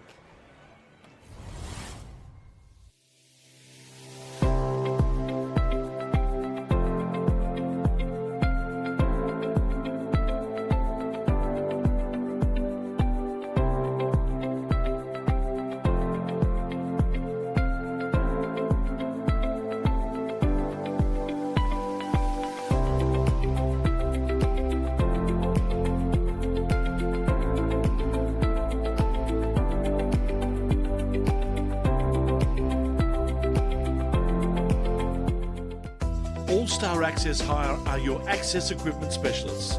We have an extensive range of state-of-the-art equipment, and we pride ourselves on delivering outstanding customer service. We have the youngest fleet of equipment in Victoria, and we are consistently adding new machines. We get to know our customers and form partnerships with them. This video is of our partnership with the Victorian Government at Reservoir Station. All-Star Access Hire are proud sponsors of the Melbourne Aces and our All-Star Bar. Welcome back. The 5th inning is brought to you by Crew Fitness and Performance with a more than vision. What drives the Crew team and its members is a dedication to community and an eagerness to be surrounded by a personal growth culture. Stop into their location in Braybrook or Hoppers Crossing to see for yourself. Crew Fitness and Performance, a proud sponsor of the Melbourne Aces. And we are here at Melbourne Ballpark. Ed White and Michael Dixon and the Aces are trailing the Brisbane Bandits 3-0. Stephen Kent remains on the mound. And he will face Ryan Battaglia, Hyungchum and Will Riley. Hey there, folks. First pitch misses just outside. Kent was sailing along. In fact, we were talking about what a groove he'd gotten into, and suddenly, as you say, out of nowhere, Hall double, Campbell double, Skepton home run. And it's 3-0, just like that. Yeah, and all of a sudden it feels like a lot of work for the Melbourne offense to do with McDonald pitching well. Granted, it is a bullpen day. I don't know how much longer he'll go. He went 4 innings in his first outing, 2 2/3 in his second outing, but both bullpens have some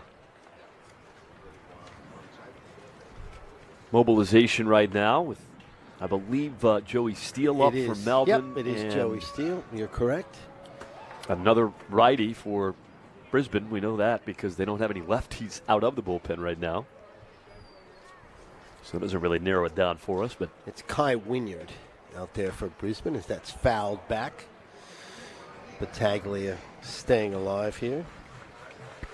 We saw Wynyard in game 1. I'm sorry, this is apologies. Battaglia made the last out of the previous inning, so Hyungchung is the batter. Flew out his first time up.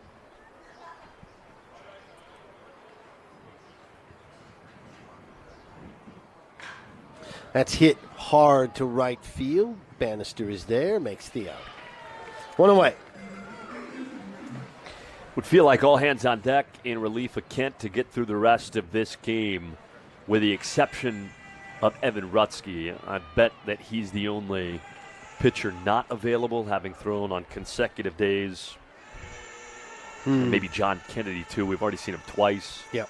And one of those outings in longer relief, game 1. So here's Will Riley now. Made that good play in the field to start the double play. He struck out his first time up in the 3rd inning. It makes things interesting, though, too, because if Rutsky and Kennedy are indeed both down today, those are both your lefty relievers. So Melbourne might not have an available lefty out of the bullpen here this afternoon. Swing and a miss.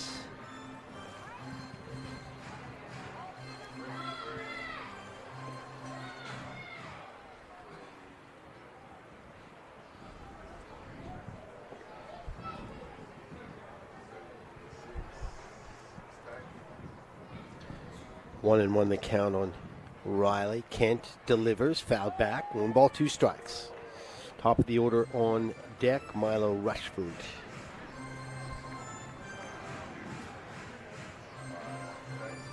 Kent's given up 5 hits and 3 runs.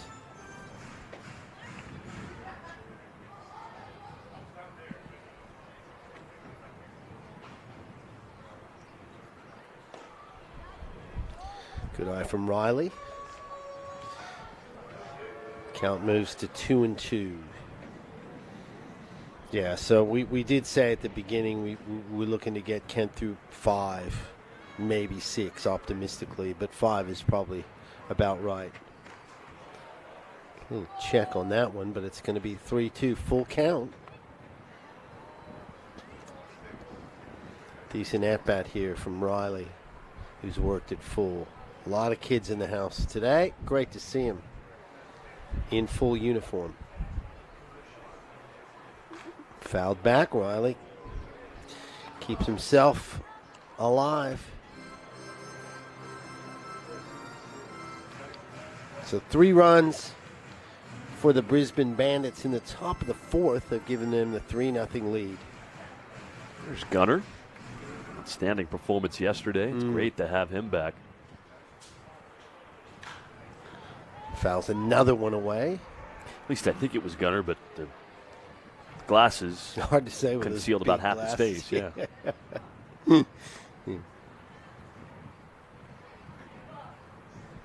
We'll do it one more time. 3 balls, 2 strikes, 1 out. Kent to Riley. Fouls another one away. That has been an issue for Steven today. And both pitchers really, with 2 strikes, it has been tough at times to put guys away. Yeah, so agree. Feels like innings are prolonged a little bit. Agree Wasn't with that. an issue in the 4th. I mean, 2 quick outs and then double homer. That's the difference in the game. But there have been some prolonged at-bats, though Ken has not walked anybody today.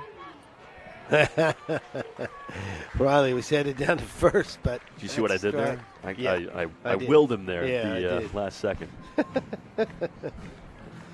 2 down. Everyone gets mad at the broadcasters for jinxing a no-hitter Yeah, or exactly. saying, hey, you haven't walked anyone today, and he walked somebody. So say that, and it continues on.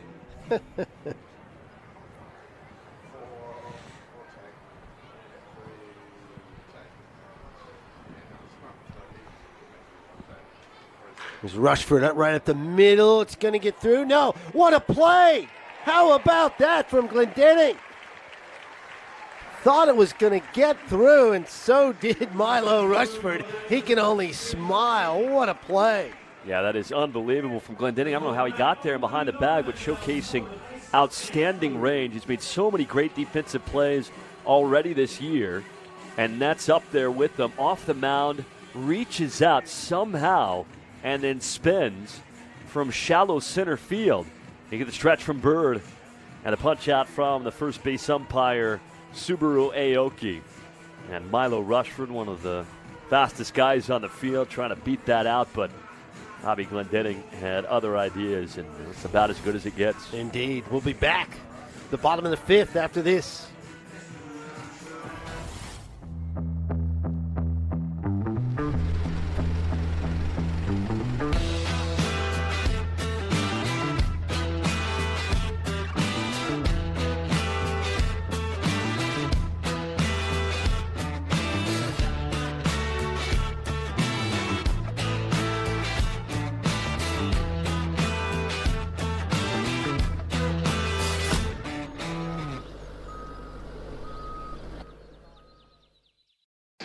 When enjoying a punt, easy does it with Punt 123. Punt123.bet is your home for all your punting needs with same race multis and same game multi options, including daily promotions on all the major sporting and racing events. It's punting made easy. Get in the game with Punt 123. Visit punt123.bet or download the app today. Gamble responsibly. If gambling becomes an issue for you, call 1-800-858-858. Welcome back to Melbourne Ballpark. Good news, folks. First time since 2017, Team Australia is playing right here in Melbourne. Don't miss your chance to catch the country's biggest stars in a 2-game exhibition series against the Hanwha Eagles of the Korean KBO right here at Melbourne Park. MelbourneAces.com.au is your place for all your information. That is going to be exciting. Well, it's a punt 1-2-3 pitching change for Brisbane as we go to the bottom of the 5th. Bandits up 3-0, and Kai Wynyard is out for the second time this series. Saw him on Thursday night. And Wynyard gave up the home run to Greg Bird. A right-hander, 2 appearances this season. 2 innings, 1 hit, couple of runs. Of course, that hit was the home run. Walked 3 and struck out 3 so far. Opponents batting 143 against him. And McDonald, 4 innings, 3 hits, no runs, no walks, 2 strikeouts. Jared Dale leads off here in the bottom of the 5th. Dale, Bannister, and Spears. Dale, of course, made that beautiful play to end the top of the 5th. Takes a strike, 1 ball and 1 strike. There was always that sort of baseball lore that the guy that makes the great play to end the inning then leads off. Something good happens to him, so let's hope that happens. That's an outside corner strike. 1 ball, 2 strikes to Glendenning. To Dale. He singled his first time up.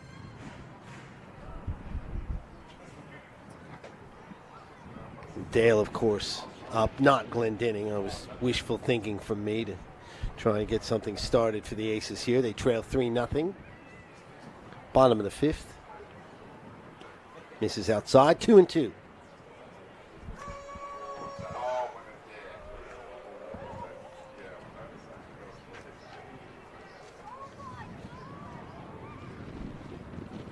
It's Kai Wynyard. Deliver, swing and a miss. Good pitch. Good speed on that from Wynyard. Dale goes down swinging. One away. Well, we know this Brisbane pitching staff picks up its fair share of strikeouts. In fact, the highest strikeout rate in the league when you go by strikeouts per 9 coming in. Strikeout there for Wynyard. McDonald with only 2 of those, but they came early on. And the Aces have put plenty of balls in play this afternoon, but nothing to show for it. One out here in the bottom of the 5th. Bannister struck out looking his first time. That's hit well in the left field, but I think Campbell's going to be on it, and he is. A 2 down. Bannister making some contact. Yeah, better swing, yeah, which for is sure. good. Absolutely. Like to see that. Yep. Just missed it off the end of the bat, but when you're trying to get back on track, even contact, I think, can help a guy like Zion Bannister, obviously still in a good headspace. Saw him in the dugout, all smiles yesterday, got the day off. Here's the youngster Declan Spears doing the catching tonight. He grounded out to first in the 2nd inning. Getting some valuable playing time behind the plate.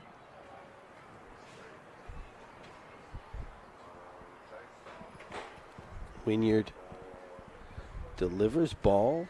2 balls, no strikes. Wynyard, 21-year-old, signed by the Rangers a couple of years ago.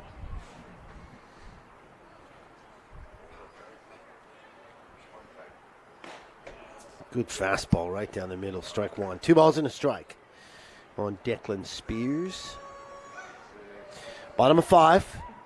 Aces trail 3-0.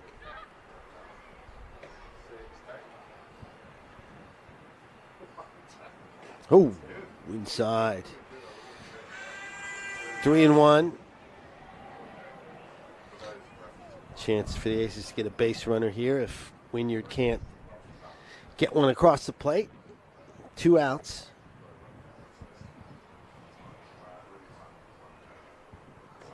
And that does miss low. So Spears gets a walk, trots down to first. Brings up George Khalil. First walk of the night for Bandits pitchers. Yeah, first walk for either team. Yeah, you're right. And we didn't see many walks on either side yesterday either. Melbourne walked 3 times as a team. The Bandits walked 2. So these pitching staffs have been good all weekend. Throwing a lot of strikes, and that's a rare walk. Khalil swings at the first pitch, fouls it off down the first base line. In fact, I thought one of the biggest junctures of yesterday's game was after Yuito Mai retired the first 2 he faced in the 7th inning. Walked the next 2, only 2 walks for Melbourne pitching in last night's game. And Evan Rutsky, who went on to get the win, he came on, retired all 4 batters he faced, ended that 7th inning, got through the 8th. It was a big moment. That's a good pitch. Of course, the Aces then took the lead with the home runs from George and Bird in the bottom of the 7th and held on to win 4-2. Wynyard's looked pretty sharp here.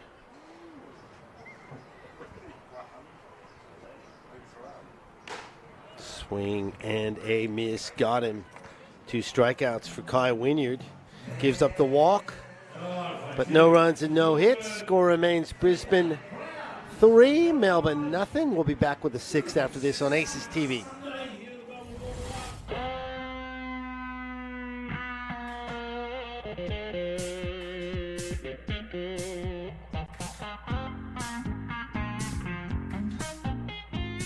One Love is there for the moments with the people you love the most. To share the highs and the lows together. It's the one for all people, all times, and all places. Brick Lane's One Love Pale Ale. It's the one for all. Oh, we've been there for every game of 4 and 25. When Meatloaf overcooked it and Gregan saved that try. When Brownie takes one for the team and Bradley skated by. This golden crusty pastry watched as Taylor kick the sky. When Ben Simmons makes a 3, we give a big high five. What future sport looks like just won't be right without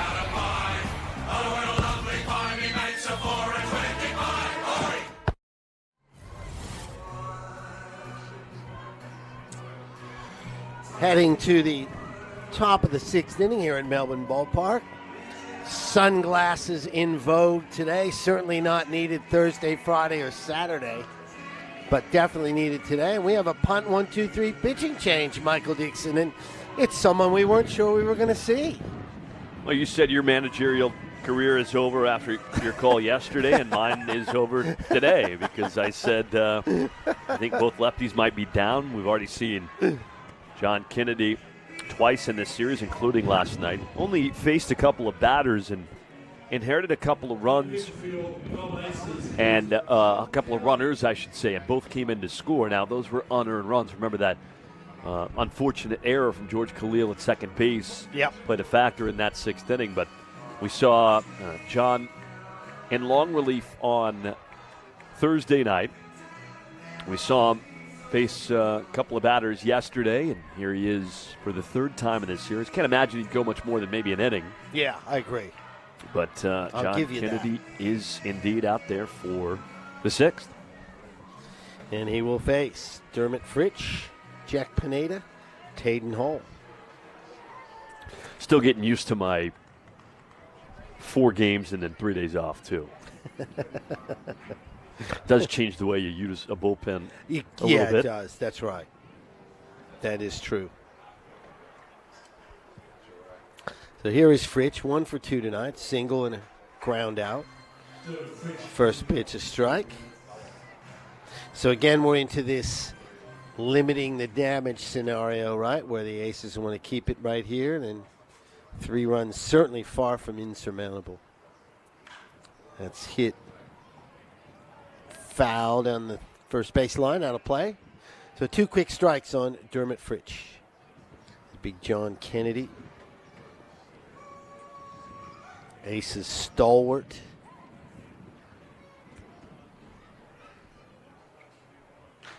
It's sliced foul. Again. Rolls out to the Aces bullpen. Kennedy downright scary to face on the mound. Big, tall lefty coming in. That misses low. 1 ball, 2 strikes. Top of 6. Aces trailing Brisbane 3-0. Game 4 of a 4-game series. Brisbane won the first 2. Aces won last night. Trailing this one. 1-2 pitch. Kennedy to Fritsch. Just missed. A little bit high. Sort of a half-hearted appeal down to first.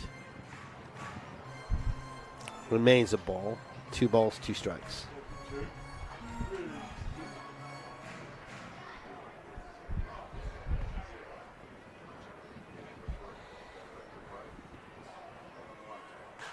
And it's fouled away again. And you're right, these 2-strike prolonged at-bats have really been a thing, and we haven't really kept the statistics of it, but it certainly happened to both pitchers. Some long at-bats. There's a grounder. That's going to be a tough play. It's a slow roller. Glendening sweep throw. Got him. Another stellar play from Robbie Glendening. Well, back-to-back plays now for Robbie that off the bat I thought he had no chance of making, and yet he's proved me wrong now twice. That is such a good play. Fritsch down that first base line, running hard, the stretch from Bird. Great stretch. And 2 completely different plays, too. The first, he had to run to his left. Here's another one to him. Right to him. He scoops that up, throws that one. Why not? Oh, my goodness. Why not? It's the Robbie Glendening show. That's 3 in a row. That is ridiculous. I don't know if I've ever seen that. 3 consecutive outs that are just simply fantastic. I mean, that's a right there highlight reel for an entire season, and he just did it in 3 consecutive Brisbane plate appearances.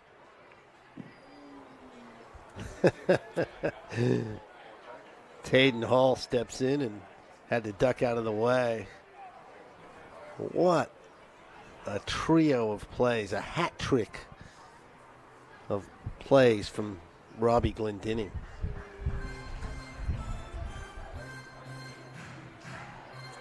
There he is, just looking casual as if nothing happened. Does it on a daily basis. There's a big broken bat. Scooped by Bird and gets out of it. 1-2-3 inning. Good stuff. We'll be back with the bottom of the sixth after this. Aces trail 3-0.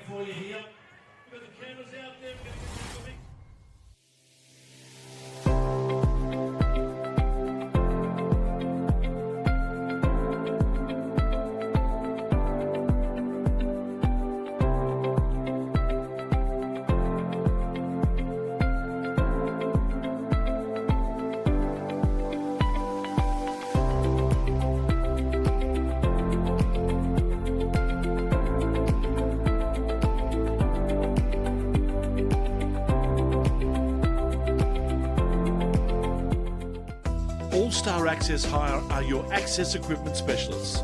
We have an extensive range of state-of-the-art equipment and we pride ourselves on delivering outstanding customer service. We have the youngest fleet of equipment in Victoria and we are consistently adding new machines. We get to know our customers and form partnerships with them. This video is of our partnership with the Victorian Government at Reservoir Station. All-Star Access Hire are proud sponsors of the Melbourne Aces and our All-Star Bar.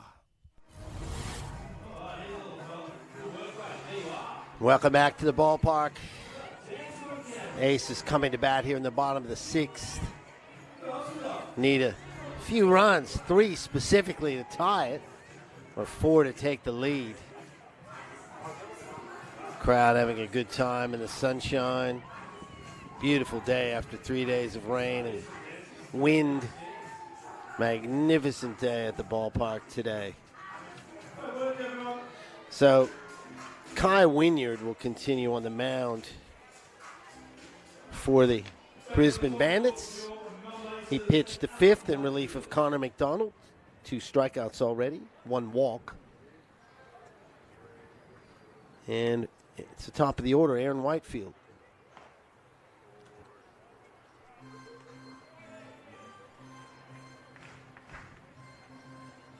Whitefield 0 for 2 tonight, strikeout and a fly out. First pitch a ball. Second breaking ball doesn't really break, misses. 2 balls, no strikes. So Whitefield, George Glendenning, top of the order for the Aces. Might be a good time to get something going, Michael Absolutely. Dixon. Good pitch, strike 1. 2 balls and a strike.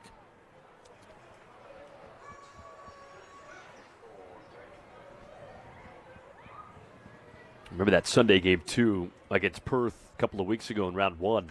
It was a late inning comeback. It was the 7th inning in which Robbie Glendenning cleared the bases with a double and gave Melbourne a 6-4 lead, and that was the final score. So the Aces have had some wins this year in which they've really come alive just about this time of the game, 6th, 7th inning. And that's a hit right up the middle for Aaron Whitefield. Starting it off. Good stuff. First hit given up by Wynyard as Darryl George comes to the plate.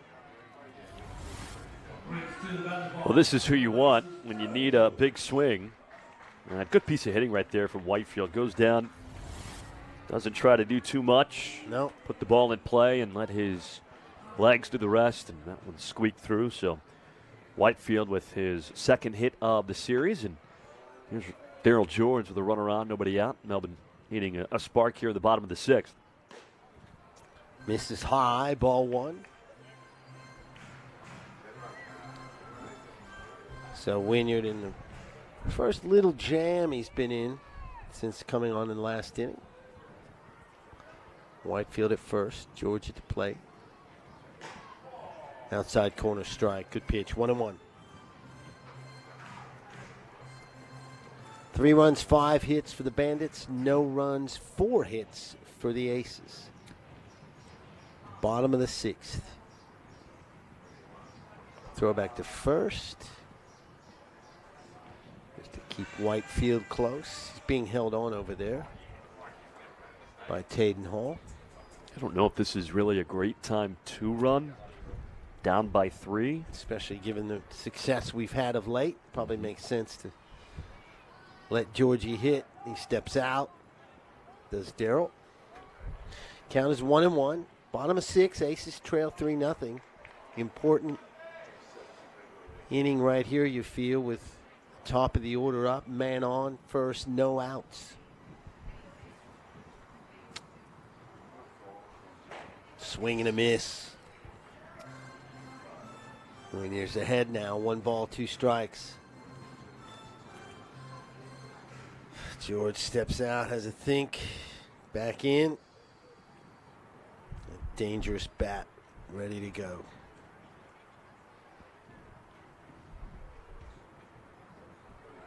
Runner goes. Fouled away. So Whitefield will head back to first. He got a really good jump. He would have did. gotten second easily there. And again, it really doesn't matter one way or the other. I mean, you're not trying to tie the game in this 6th inning, so just scratching one across might not be the worst thing, but it's been so hard for every ABL team. Agreed. With the exception of Adelaide to run with efficiency and consistency this year. The catchers have been outstanding defensively. That's bounced to the plate. So count moves to 2-2. George, smile on his face, loose the plate.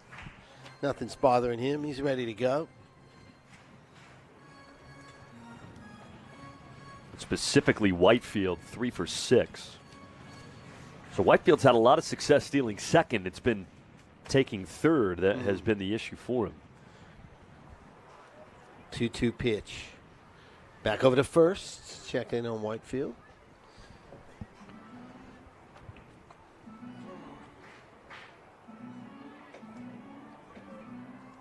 So George steps back in. Count remains 2-2. That's Whitefield over on first. No outs.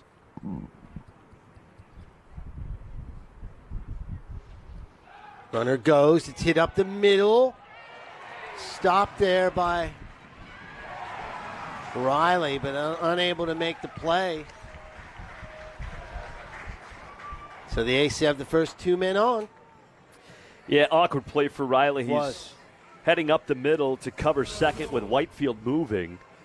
And that actually gave him, in a weird way, a chance to kind of make the play when he otherwise would not have. That was a rocket back up the middle. But moving to his right, sharply hit ball, might have taken kind of a tricky little hop on him, too. It's just a tough play all the way around. And plenty of speed there, obviously, from Whitefield. He was easily safe at second. And Darryl George beat it out down the first base line. Perhaps not running as quickly as he used to. We talked about that a couple of days ago, but he's able to beat that out. Base hit for Darryl, and 2 more hits for Darryl George. He had 3 last night, 3 extra base hits, tied the franchise record, and 2 on, nobody out. This is a great opportunity for Melbourne, trailing by 3 in the bottom of the 6th. Again, these 6th and 7th innings have been big ones for Melbourne, especially at Melbourne Ballpark this year. They've scored a lot of runs in these 6th and 7th innings. So let's see if the Aces can't get themselves back in this game and perhaps put up a crooked number here with a pretty good chance to do so. 2 on, nobody out. And again, you feel like the dam is going to break at some point with these runner in scoring position situations, right? The law of averages plays a factor in that. And the way the Aces have put the ball in play with runners in scoring position without the results they've been looking for, you just think that that's going to change at some point. And this would be a great time for it to. It was Robbie Glendinning, who's been incredible in the field tonight at shortstop. Back to back to back, brilliant plays. And now he steps in with Whitefield on second, George on first. No outs. The Aces trail 3-0. It's fouled out of play. 1 ball, 1 strike.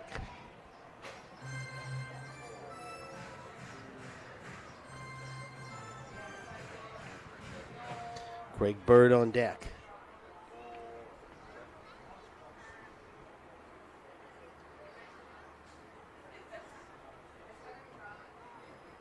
That's in the dirt, blocked by So Whitefield doesn't go anywhere. And Melbourne's single biggest hit with runners in scoring position this year came from Robbie Glendenning 2 weeks ago today against Perth, trailing by 1 in the bottom of the 7th. He came through with that bases-clearing double. Turned a 4-3 deficit into a 6-4 lead, and that was the final score. Melbourne won the final game of that series. That's hit well into right center field. Back towards the fence. On the warning track. Whitefield is in a little bit of a bobble out there. And it's a double for Glendenning. George moves to third. Aces are on the board. It's 3-1. Yeah, that is a big-time hit for Robbie Glendenning. He had a sharp single in the 4th. The well-struck double out there to right center field here in the 6th. Now the tying runs are in scoring position with nobody out for Greg Bird. Melbourne on the board, and Wynyard struggled in Game 1 of this series. He's struggling here in Game 4. And Greg Bird delivered a home run last night as part of that 2-run 7th inning, and chance to get Melbourne a little bit closer, or perhaps tie the game, maybe give the Aces a lead, dare I say, here in this bottom of the 6th. Still no outs. Right up the middle, off Wynyard to second. There's going to be a play at first. So Bird is out, but George scores, and it's 3-2. That is such an unlucky break. I believe that ball was destined for center field and may very well have tied the game if it didn't hit Wynyard. And how do we know it hit Wynyard? Well, the coaching staff, along with the trainer, out of the Brisbane dugout immediately to check on the right-hander, make sure he's all right.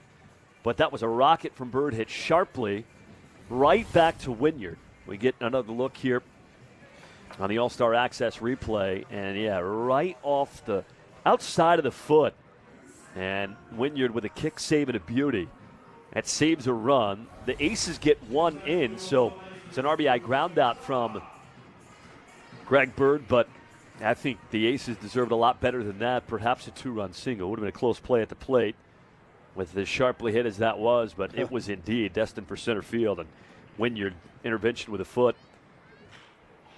That's a little nubber down to third, and that's an unfortunate situation. It's going to get Glendenning run out, and now we've got another run down at first, and the Aces are in a bit of trouble, and that's a mess.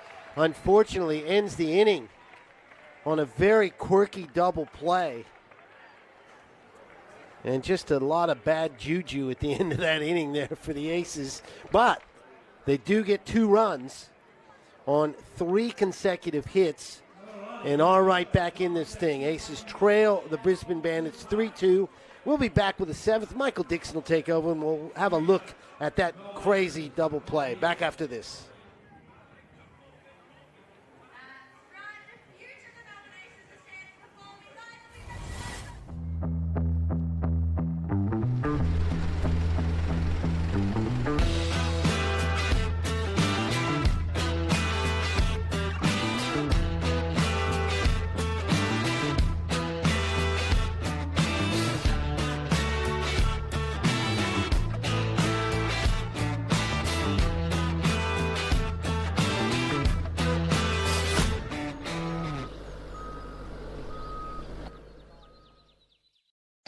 When enjoying a punt, easy does it with Punt 123. Punt123.bet is your home for all your punting needs with same race multis and same game multi options, including daily promotions on all the major sporting and racing events. It's punting made easy. Get in the game with Punt 123. Visit punt123.bet or download the app today. Gamble responsibly. If gambling becomes an issue for you, call 1-800-858-858.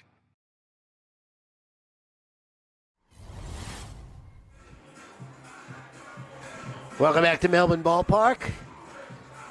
Ed Wyatt, Michael Dixon. We're kind of still shell-shocked here in the booth after the Aces. 3 consecutive hits. Looked like they were on their way to a big inning.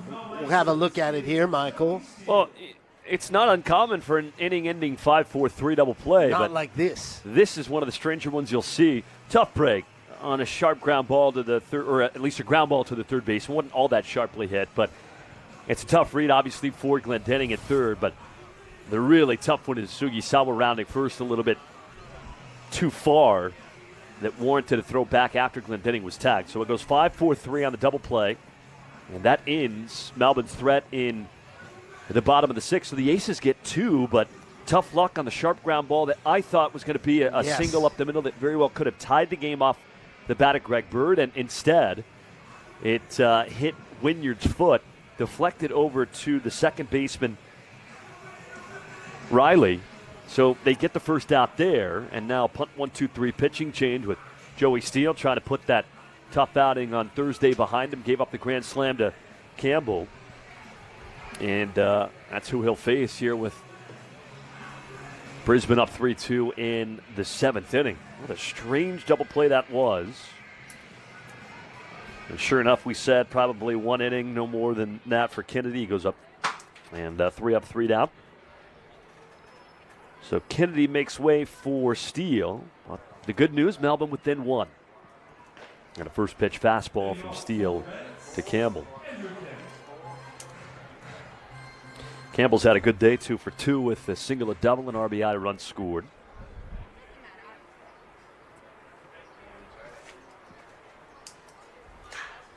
And a fly ball out to right center. It was well hit, but Whitefield with plenty of room. And he makes the catch. So Steele with the chance to redeem himself against Campbell does exactly that. Now, by my count, Ed,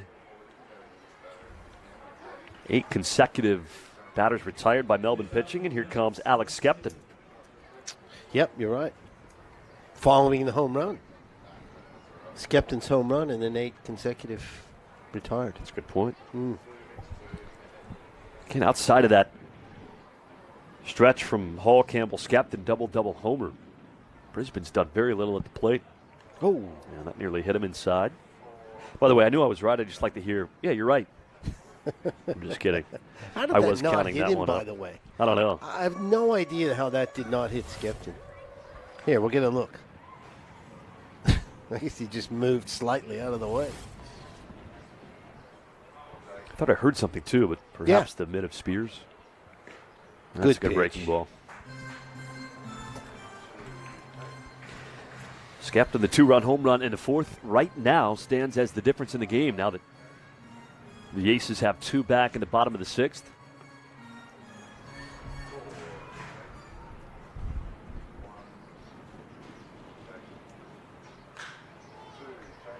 And out towards Whitefield. It's been busy this afternoon. 2 outs. A couple of outs from Brisbane bats to Aaron Whitefield here in this 7th inning, and that brings up Ryan Battaglia. It's 4 flyouts to him in the game, 2 this inning. Battaglia 0 for 2 with a strikeout and a ground out. Steele looking for a 1-2-3 7th. Remember when I first started calling games, and surely it has to be Battaglia, right? I've been called international football and things like that. No, Battaglia. Okay. It's his name. It is.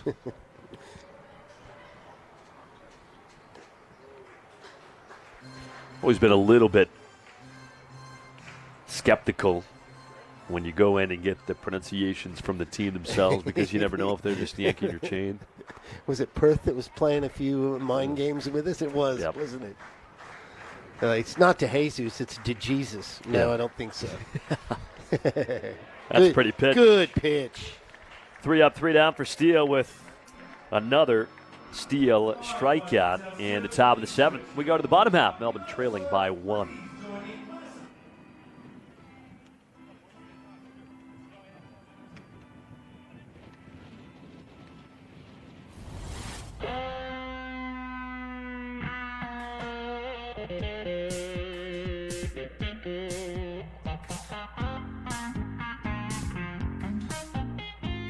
One Love is there for the moments with the people you love the most. To share the highs and the lows together. It's the one for all people, all times, and all places. Brick Lane's One Love Pale Ale. It's the one for all. Oh, we've been there for every game of 4 and 25. When Meatloaf overcooked it and Gregan saved that try. When Brownie takes one for the team and Bradbury skated by. This golden crusty pastry sky. When Ben Simmons makes a three, we give a big high five. What future sport looks like just won't be right without a pie. Oh, what a lovely time he makes a 4 and 25.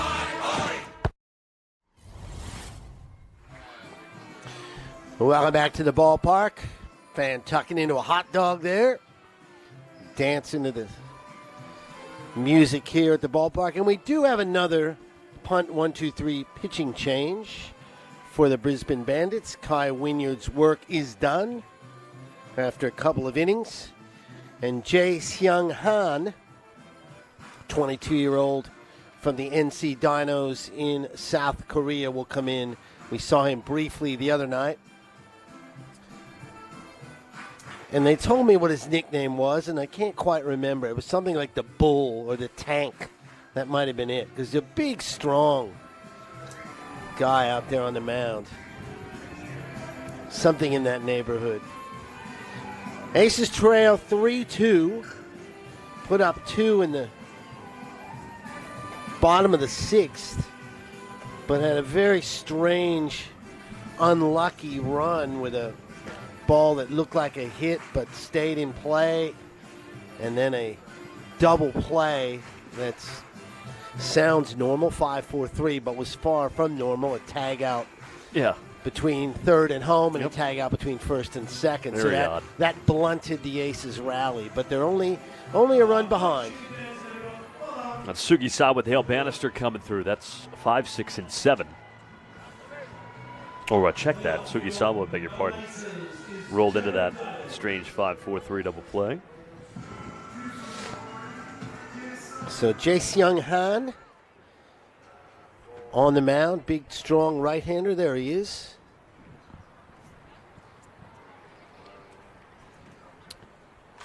First pitch fouled back by Jarrett Dale. I think it was the Tank, but I can't quite remember. I just knew it symbolized strength. They weren't calling you the Tank, though, right? Maybe I should start doing that. Here's the Tank. Frank the Tank.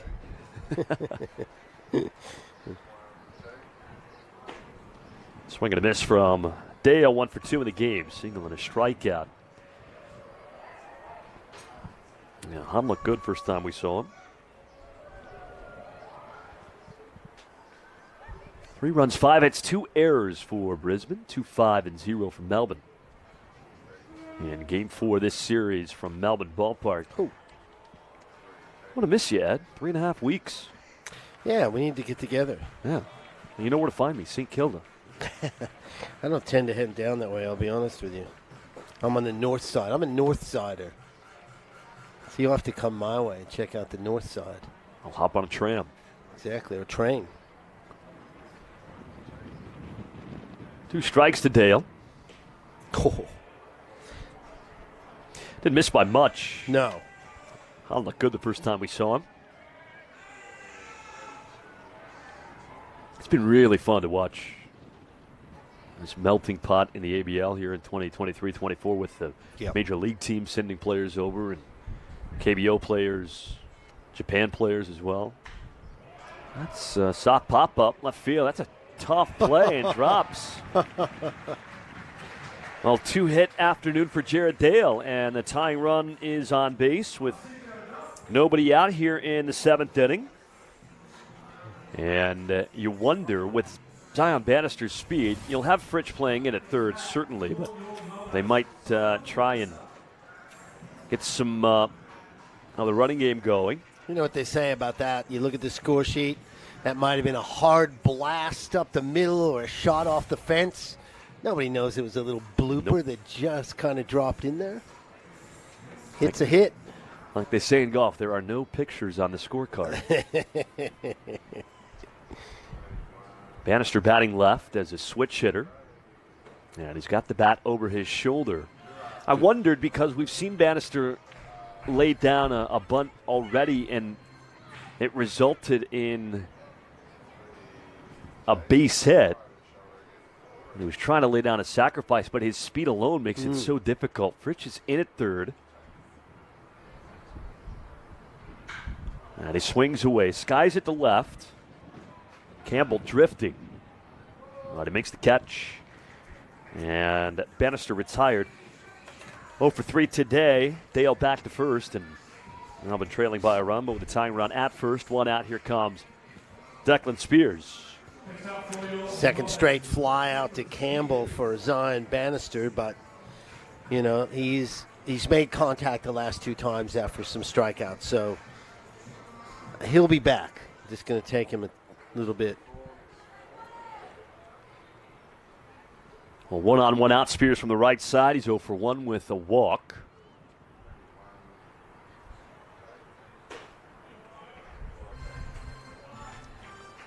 You know, you give me credit for a couple of, not necessarily calls I've made, but things I've said at a point on a broadcast that ultimately came true. And this would be a good time for Declan Spears, his first Aces home run. First Aces hit.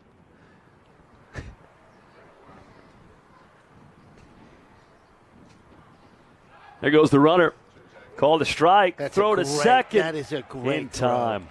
That is a great throw from You could just tell the minute he released that. Right on the money, tag down from Riley, and just like that, 2 outs in the 7th inning. It's a good jump, but look at this throw. Just right on the money. 19-year-old catcher has been really, really good. That is close, but goes Spears his way. Well, now the tying run back at the plate. 3-2 here in the bottom of the 7th inning. You and I have talked about this already, Ed, but it's just a theme across the ABL. It's been tough for teams to run. Yep. The opposing catchers have been so good at grabbing opposing base stealers. Oof. And again, like you said, really not much you can do when delivers a dart just like that. He put it right there.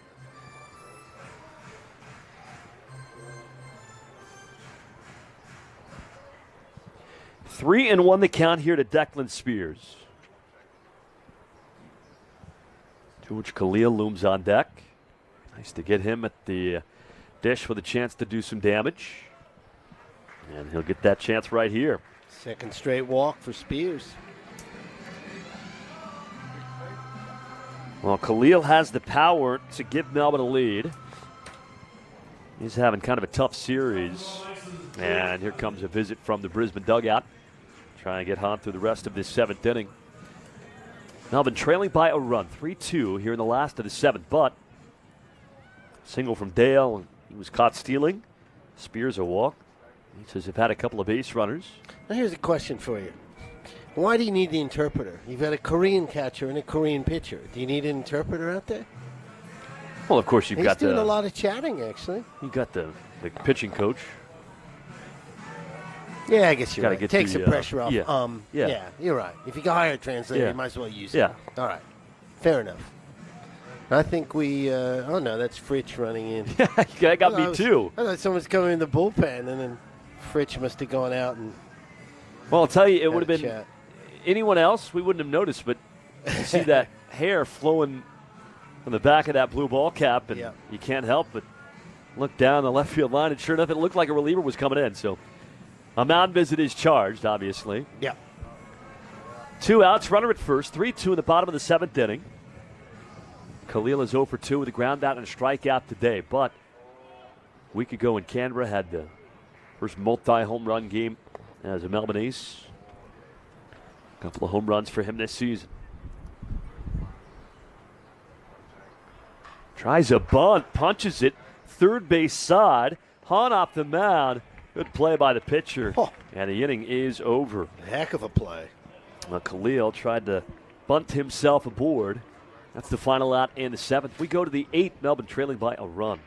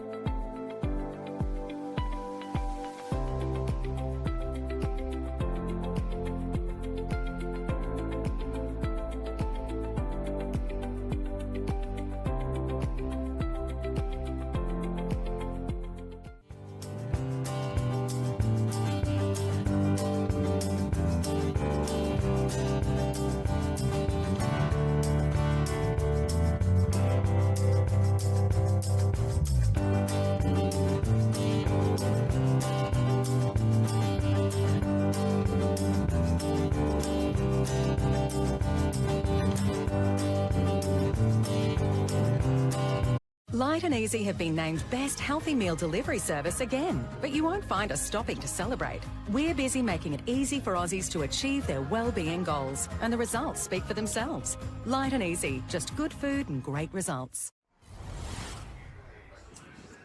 Back at the ballpark, and if you want to kind of just get out there and do what these people are doing, sit in the sun and have a good time, then take advantage of an Aces membership for the 23-24 season. Select your seat for all Aces home games and enjoy perks like merch, car park passes, and more. Memberships for kids start as low as $20 for the season. And, you know, I'm not a math major, but that's only $1 a game, $1 per game. More information, visit melbourneaces.com.au/memberships. Well, a punt 1-2-3 pitching change, and Michael Brewer takes over for Melbourne. 3-2 as we go to the 8th inning. Chris Burke looks on from first base dugout, I beg your pardon. 3 runs, 5 hits, 2 errors for Brisbane. 2-6-0 for Melbourne. Second time seeing Brewer in this series, and we saw him 2 nights ago. Gave up an unearned run. Brisbane won that game 3-0. The Aces won yesterday 4-2, trying to salvage a split in this 4-game series, but trailing by 1 as we go to the 8th. And really, it's come down to one stretch for Brisbane. A difference in the game right now. Just 5 hits, 5 base runners for Brisbane, but you had that with 2 outs, nobody on. Double homer from Paul, Campbell, and Skepton. Accounted for all 3 Brisbane runs, and the Bandits lead by 1. So Brewer, the Rangers farmhand, is out. And he faces Riley, and Rushford. That's 8-9-1. Brisbane trying to win a second consecutive series. Took 3 of 4 at home against Sydney last week. Team that won 30 games a year ago. Sputtered at the end, lost to Perth, and surprisingly did not get to the end. Win the Claxton Shield. Hard to believe, really. I mean, we do see it in sport worldwide where a team dominates the league and then can't get it done in the playoffs. It's just tough. Yeah, very tough. It's also tough, too, because especially for a team that goes 30-10, you know in this league, for what, basically 7 or 8 of the 10 weeks that you're going to be in the postseason? Like, you're just kind of playing games at that point. Good point. And then all of a sudden, you got teams that have been scrapping all year. I don't know if I fully buy into that narrative. There's strike 3 from Brewer. I was going to say, so what you're saying is you don't want to go 30-10. You'd rather go 20-20. Yeah, I don't know if I'd go that far. But I do think there is merit to the idea that when you are better than everybody in the regular season, there are times that it can be difficult to match that same level of intensity. And that's sport to sport, right? Like if you have a 65-win NBA team, they're almost certainly going to win the opening round series that they play. Here's Sugisawa in left, 2 down. Riley retired, and that is now 12 consecutive Bandits retired after the Skepton home run. Yeah, crazy.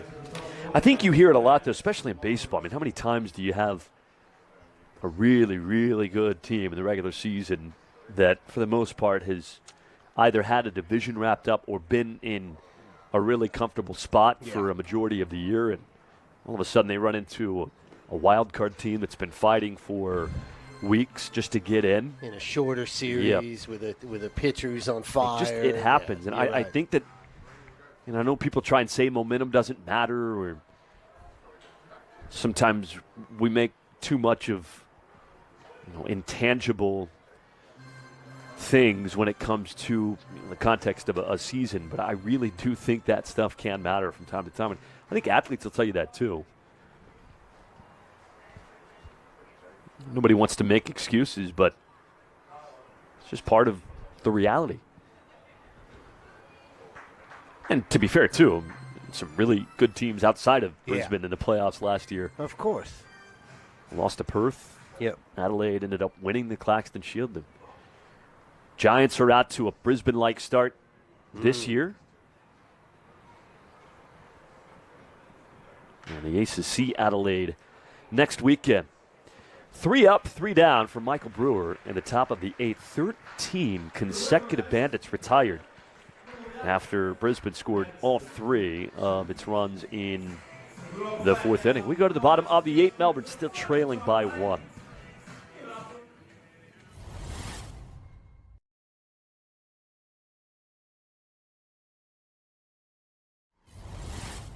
At the Sporting Globe, we're a little different to other pubs and bars. We have more than just cooks, we have chefs.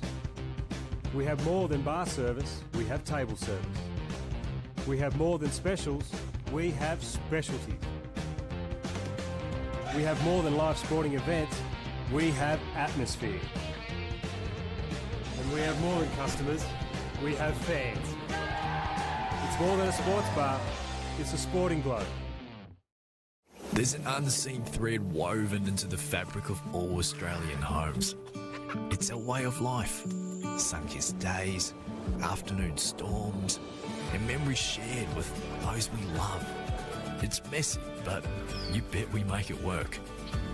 In the end, it's the simple things that make an Australian home home. And what did the trick then still does the job now. Hills, Australia's trusted clothesline since 1945. Beautiful sunny Sunday here at Melbourne Ballpark, and a chance to remind you that Aces Baseball, powered by New Era Technology, providing specialized IT solutions for your business with internet and voice communications, managed services, as well as secure cloud hosting for data and software. Trusted by the Aces, New Era has an extensive team of engineers and sales professionals who provide hands-on collaboration that is backed by deep industry training. New Era Technology, proud supporters of the Melbourne Aces. We go to the bottom of the 8th, 3-2. The Aces trail, and it's a pitching change for Brisbane. It's Youngwon Lim, another Korean, so we're going to go from one Korean, Han, to Lim, who's a 22-year-old right-hander. You can see he sort of throws that sidearm delivery. He also is with the NC Dinos. So Youngwon Lim. Well, Aaron Whitefield leads off, so you got who you want coming through, trailing by a run with Whitefield, George, and Glendenning.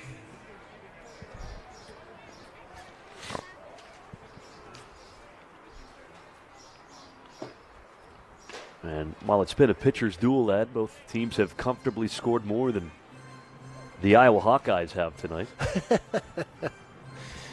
Lowest scoring team in college football against Michigan. Here's the 0-1.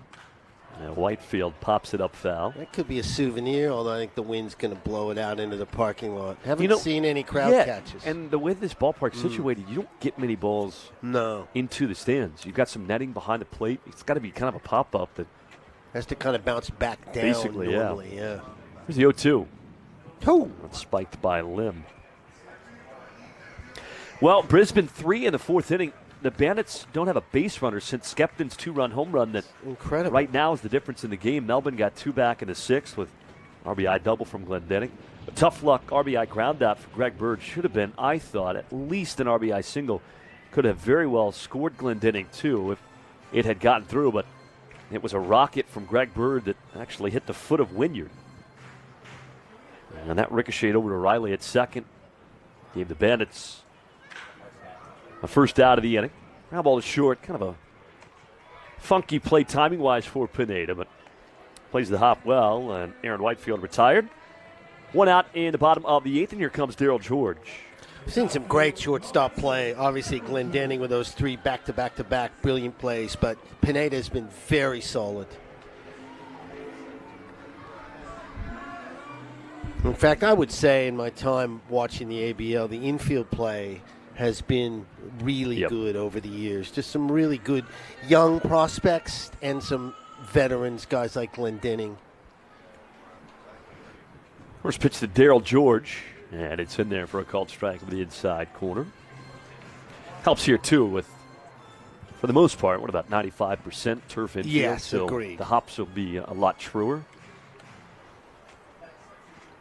Here's the 0-1, and it's low.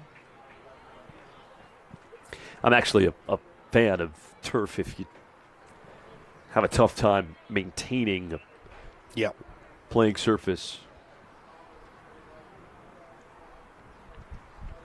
Well, in a place like this, I mean, it's kind of like football in my hometown area, Pacific Northwest. Pretty much everyone has to have a turf field. Yeah. In fact, they almost mandate Yeah. it, right? Because it's used for football, soccer, women's soccer, things like that. So when it rains a lot, as it does in Melbourne. That is stroked towards left center, but playable for Rushford. And he makes the catch. Even the outs for Daryl George right now are loud. 2 down in the last of the 8th, 3-2 Melbourne trailing. Yeah, if you don't have a full grounds crew, yeah, it's just tough to maintain a surface. And yeah, the folks here do an outstanding job of maintaining the surface with the outfield grass and the warning track next to that grass, but also the dirt on the infield. This is served into center, but right at Rushford once again. 3 up, 3 down for Lim in the 8th. We go to the 9th, 3-2 Brisbane. When enjoying a punt, easy does it with Punt 123. Punt123.bet is your home for all your punting needs with same race multis and same game multi options, including daily promotions on all the major sporting and racing events. It's punting made easy. Get in the game with Punt 123. Visit punt123.bet or download the app today. Gamble responsibly. If gambling becomes an issue for you, call 1-800-858-858. At U Blinds Australia, it's our great low prices that make the difference. In our end of summer Aloha clearance sale, save from 30% up to 50% off our range of blinds, shutters and awnings. U Blinds Australia, more value for you.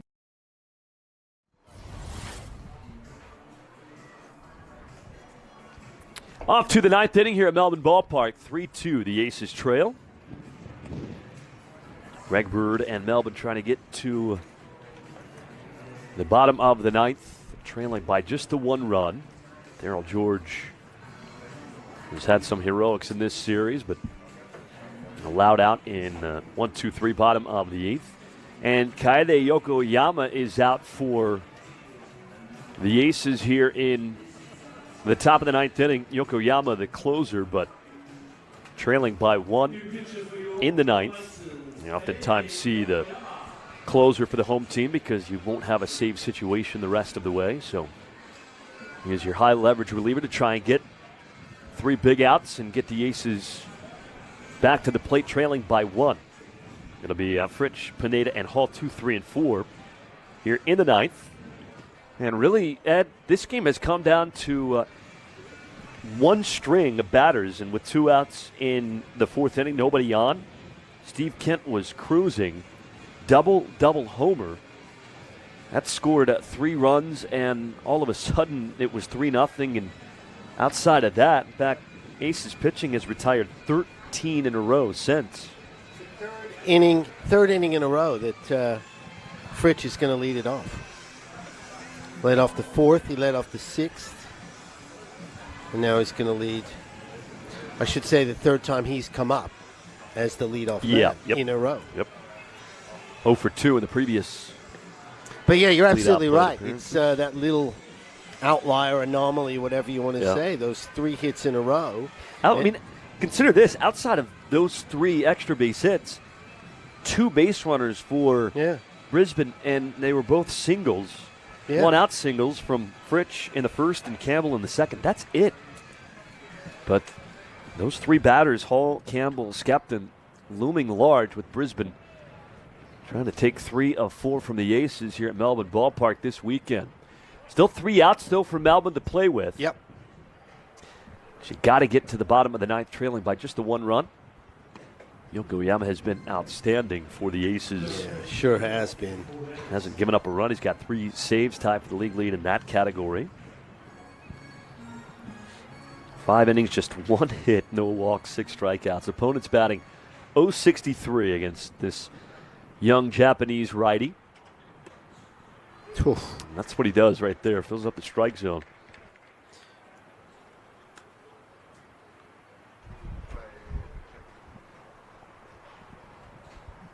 Rich 1 for 3 in the ball game.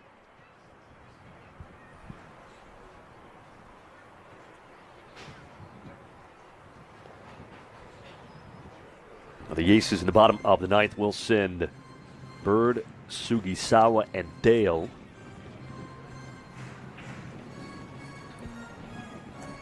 Flight home for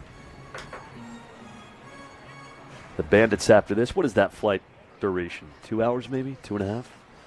Have you made it been a while before? since I've gone to, but I have indeed. Yeah, a couple, I think, yeah. Fly to right field. Not easy for Zion Bannister.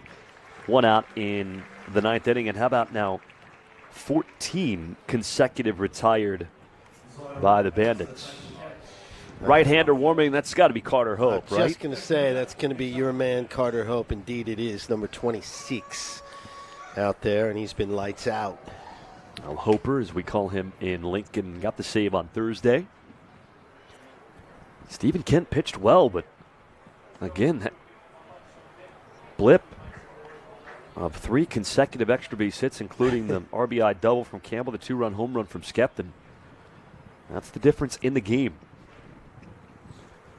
1-0 from Yokoyama to Pineda, make that 2 balls and no strikes. The Aces have had plenty of late inning heroics at this ballpark over the years, though. You've seen plenty, a lot of that. Called a few of them. Got a freight train going on by the tracks out there. The old guy I used to work with here, Craig Kernick, would say, you know what that is? I go, well, you look at this watch and go, it's the 3:20 to Geelong. Whatever the time was. I don't think there's any passengers on that one. No, not on that one. You're right. Now, that's the first walk for Yokoyama this season. It's the first walk of the game. Yep. For the Aces pitchers. They have filled up the strike zone. 1 on, 1 out. That's a critical run for Brisbane at first, you feel like.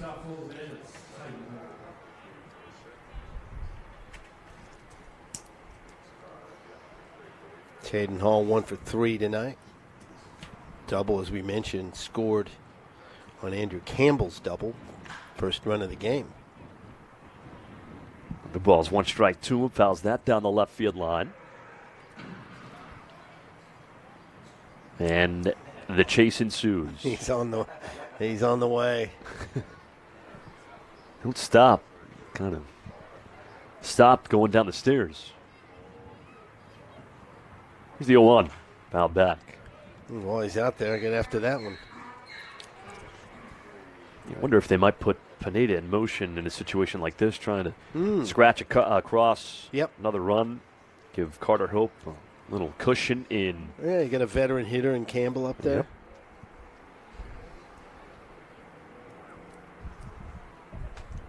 Brisbane has not run much in the early going. Just 6 for 10 stealing bases. Fouled away again.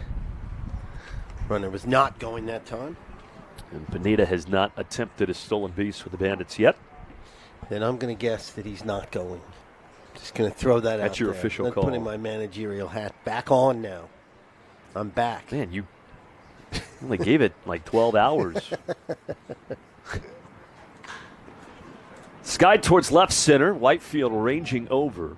And it's actually Sugisawa who makes the catch. Boy, I don't think Whitefield knew that Ryu was there. Those two chat momentarily. Always scary when you see two guys coming in like that. It is. Whitefield does a really good job of avoiding any sort of substantial collision. So with 2 outs, here is Campbell. This is Campbell. So I apologize. Taden Hall was the previous batter. I said Campbell. This is Campbell. I didn't even notice. They look very similar. Both left-handers with yellow jerseys on. First pitch, strike 1 from Yokoyama.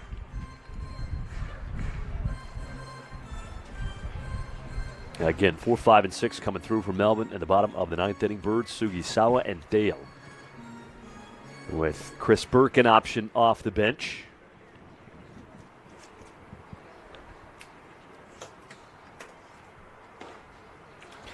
In fact, I wouldn't be shocked to see Burke hit for Jared Dale if we do see Carter Hope, which we almost certainly will. That'll give you a trio of lefties against the righty, with Bird and Sugisawa both left-handed bats, and Burke a left-handed option as well. 2 strikes, 2 outs.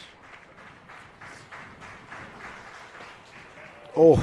Just missed. And we also saw Burke with a pinch hit single against Carter Hope in the ninth inning on Thursday night. So is that your managerial call? I think that's an interesting one. Yeah. Doesn't really look like a guy getting ready to swing, but maybe we'll see him. Here's the 1-2. And that's in the dirt. Runner with a late break to second, but it took Spears a second to pick that ball up. And Pineda is in safely at second base, so. There you go. Not sure if that was a dirt ball read for Pineda or if it was a I think it was stolen base attempt, just a delayed steal. Yeah, I think maybe it was a reaction to the pitch. It's 90 feet nonetheless. Now a base hit could give Brisbane a huge run of insurance. 2-2. Here's the pitch. Fouled back, fastball in on the hands, and Campbell stays alive. He's got an RBI double in this game. 2 for 3, and trying to give Brisbane the lead, or add to Brisbane's lead.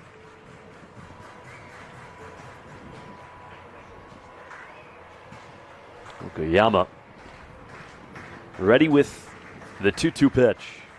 Swing and a miss. Pretty breaking though there from Kaede, and that ends the top of the ninth. No runs, a walk, and a man left. 3 outs for Melbourne to try and scratch across a run. We go to the bottom of the ninth here at Melbourne Ballpark.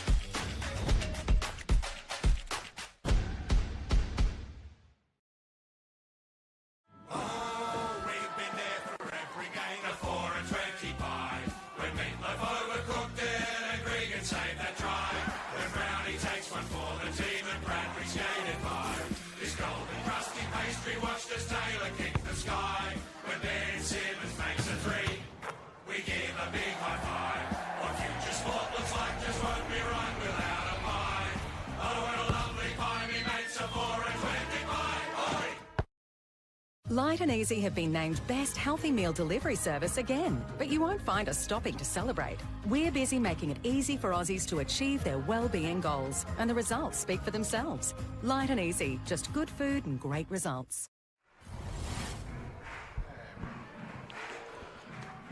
Well, that's how it's unfolded on this Sunday afternoon in Altona. 3-2, Brisbane with a lead as we go to the bottom of the ninth inning. Brisbane 3 in the fourth, all coming with 2 outs, 3 consecutive extra base hits. And Melbourne with 2 in the bottom of the sixth. Perhaps unlucky not to have scored another run or 2 in that sixth inning. And the fans who have come out on this beautiful Sunday afternoon hoping for some ninth inning magic from the guys in blue as they look on from the first base dugout. And Melbourne trailing by 1, but with the middle of the order coming through, Bird, Sugisawa, and then Dale. And Carter Hope, who's got 3 saves to lead the Bandits. He is out for the bottom of the ninth inning and try to pick up his second save in this series. He was 3 coming in, right? Yep. 3 saves coming in, so yeah. He was the closer on Thursday night, picked up the save, and the Aces did have a couple of base runners against him before Carter Hope shut the door. Oh.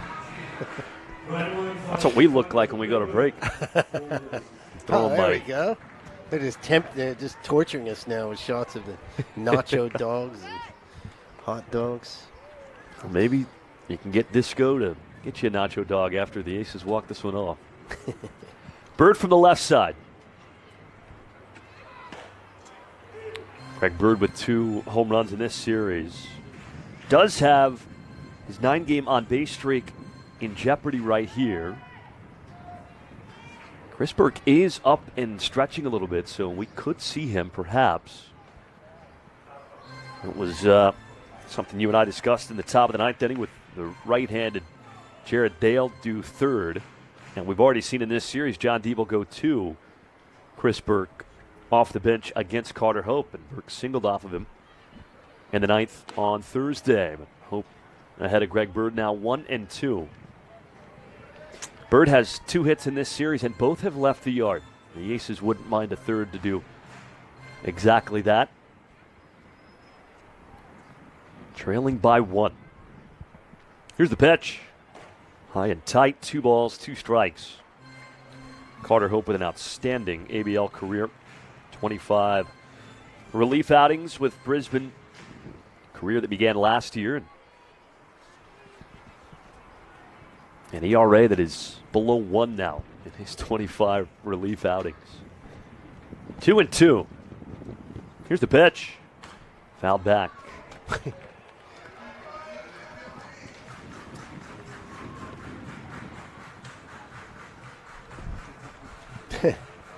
Got the old school Mariner Griffey top. I like it. Shades for Greg Bird on this sunny Sunday. And the pitch. Popped him up. This might be a tough play. Fritsch sprinting back from third. And that's out of his reach. Into the Cyclone tool shed.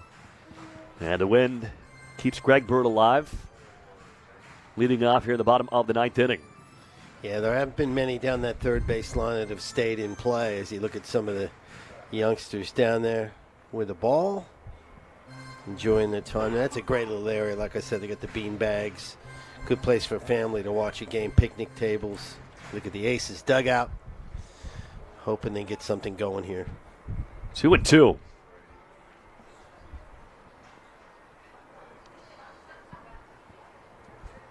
Carter Hope is ready. And a pitch. Grounded towards first. Tough play for Hall, but he makes a chest tie and a flip to Carter Hope covering. Well done by the combo of Hall and Hope. And with 2 outs left, here is Ryu Sugisawa. And Jared Dale is indeed in the on-deck circle. Yep. And Dale has a couple of hits too, so first multi-hit game of the year. John Diebel wants to ride the hot hand.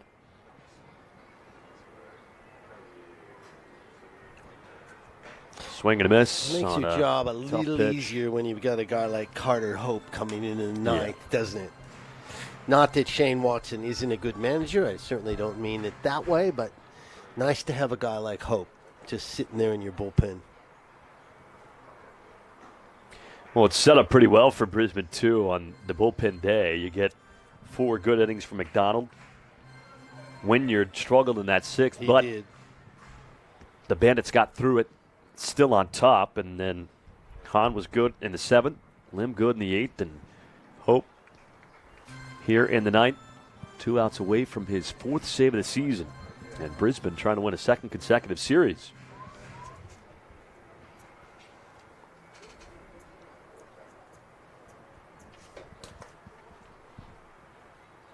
1-2 to Sugisawa. And Ryu keeps himself alive, and the Bandits just keep doing it. If they hold on, they'll go to 7-5 with a negative run differential. And they're winning these close games, but you've got to give the back end of the bullpen credit. And the back end of the bullpen's been pretty good in this series. 1-2, 1 out, 3-2 in the bottom of the 9th inning. Here's the pitch. Swing and a miss. And here's that pitch from Carter Hope. Back foot breaker. First strikeout for the right-hander, and Melbourne down to its final out. And here comes Jared Dale. Next team for Roberts is Jared Dale.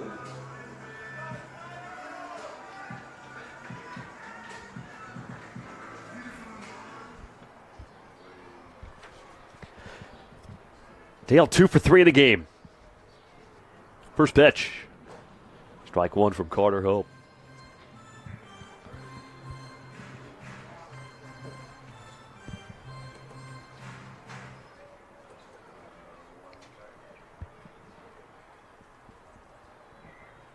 And now the 0-1. Swing and a miss, and the Bandits are a strike away. Outcome aside, man, it's been a fun weekend at the ballpark, and it's especially with the sun out been a fun Sunday. It makes a big difference. It is a great time out here, folks. So remember, we got 3 series coming up, end of December, and then 2 in January. So melbourneaces.com.au. Get your seats. Come on out. If you can't make it, get this live stream on Aces Facebook page and YouTube. Well, that's outside the Dale, so Melbourne lives to see another pitch. And if Dale can reach, Bannister is on deck. 3-2, last of the 9th inning. 2 outs, nobody on. And Brisbane trying to win 3 of 4. Yeah, the Aces getting ready for 3 straight road series. Thrilled with that. Yep. Time is called. Dale. You're dealing with a little bit of dust or something around the plate.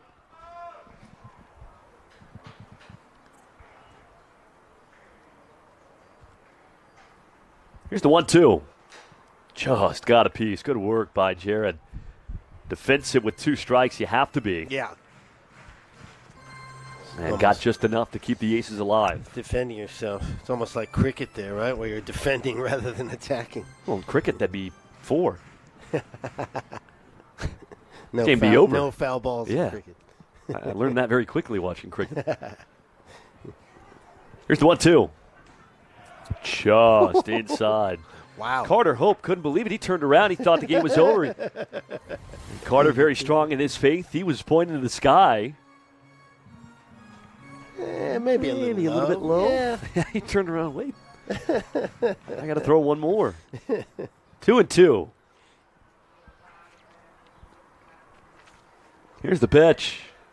Just stays alive. Stays alive.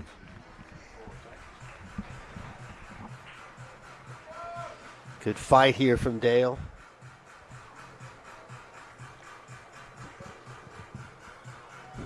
Bannister looming on deck. You know, even with the struggles this series, he would love a chance. 2-2. Going outside, and great work done by Dale. Yeah, indeed. Good at-bat.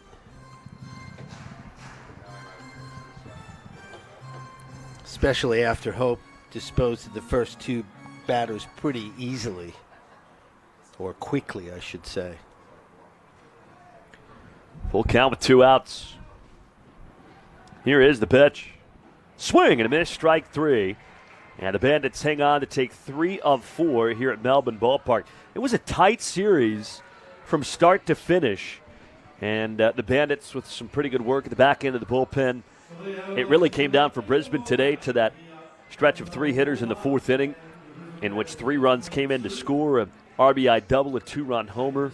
The Aces, I thought, with that ground ball from Greg Bird, could have scored a little bit more than they did in that 6th inning when you had the run in already, and then Bird had what looked like was going to be a single up the middle, hits off the foot of Wynyard, becomes just an RBI ground out instead of a single that very well could have scored 2 on that play, and perhaps we're talking about a different outcome. But the good news, it's a long season, and not the end of the world. 6-6 through 12 games. Yep. Could be better, could be worse. Yeah, well, it's one of those things, too, where this series, when you go back and look at it, here are the highlights, it was about those big innings. There were big innings and then nothing, essentially, for the other games because the pitching has been so good. And that's where the little things creep in, the bad luck, an error, the wind, those sorts of things can affect it. There's that long shot to the fence. Yeah, that was the RBI double that opened the scoring. In that 4th inning, yeah. Campbell had a big series in terms of the run production. And then right after that, Alex Skepton with a 2-run home run that any other day at Melbourne Ballpark probably doesn't leave the yard, but today it just got out. And that was it. They didn't have another base runner until a walk in the 9th. In the 9th, yep. The Melbourne bullpen was outstanding yet again. And really for Stephen Kent, he was good. Just ran into some trouble in that 4th inning. Brisbane came through with some big swings, and that was ultimately the difference. So 3-0 Brisbane. In the top of the 4th, another swing. Or a look at that swing from Skepton, his first in the ABL. And you could tell that was going. Boom. Our fans of Team Australia have to love that, no matter what side of the aisle you're on. So Skepton with the 2-run home run, that made it 3-0. And then Kent back to work. How about the work from Robbie Glendenning? We forgot about these plays. Putting on a clinic. It was 3 in a row. That was the first. Absolute clinic. So that was Look the final that. out of the 5th. Yeah. That's the first out of the 6th. Yeah. And this next one is the second out of the 6th. 3 consecutive batters. 3 outstanding plays from Robbie Glendenning. Just outstanding top to bottom. Greg Bird's like, dude. So that was right before Melbourne did get a couple of runs in the bottom of the 6th, but again, they fall short by a final score of 3-2. So, what's next at Melbourne Ballpark? Well, it's not round 4, it's not round 5, it's not round 6, it's round 7. December the 28th, Ed, in 24 days, the Adelaide Giants pay a visit here to Melbourne Ballpark. That's going to be a fun series. Ace can't wait. Actually, Ace can't wait for people to leave his home alone for a few weeks. Yeah. He wants to go run wild like he does when the team's away. But final score, Brisbane 3, Melbourne 2. Tight series from start to finish. And, these close games, you win some, you lose some. Unfortunately, Brisbane does take 3 or 4. Very tight series, as you said. And, one or two of these things go the Aces' way. We're looking at a different result. So, split with Perth, take 3 at Canberra, lose 3 at home, as you say, kind of balances it out, right? The ledger is balanced at the moment. You got to go to Adelaide and get something. They're the top of the table, best team in the league at this point. Got to try and get in there, at least get a split with them if you can. But, look, there are good signs here, in particular the pitching. The hitting is getting better. It's just a chance of putting these things together, getting a few breaks your way. And the Aces will be right back in this thing. So, as you say, very close series. There were no blowouts. There were no disastrous innings. There were big innings, but there weren't really a disastrous thing where you can go, oh, boy, this is terrible. Yep. So a lot of positivity. And let's not forget, very young team. Yep. Guys still coming together, learning about each other. It's going to get better. I think everything will be fine. Well, that will do it for us here at Melbourne Ballpark for a while. See you after Christmas. Yes. Enjoy your holiday. I feel like I'm a college kid once again going on Christmas break, because Ed and I will not talk to you again until December the 28th. That's hard to believe. 25 days from now. But we'll have fun nonetheless. And, of course, you can catch up with the Aces on all of our social media channels, whether it's Twitter, Instagram, or X, whatever they call it now, Facebook. And the Aces, of course, when they go on the road, you can catch streams through however the various teams do stream the ball game. So that means do like we will do and keep up with the team as they hit the road for 3 consecutive series. But the Bandits take 3 of 4. They take the final game of this 4-game series by a final score of 3-2. For Ed Wyatt and our entire Sportscast Australia crew, my name is Michael Dixon, saying so long from Melbourne Ballpark. And this is so weird for me to say as the days get longer and the days get warmer, but enjoy your Christmas.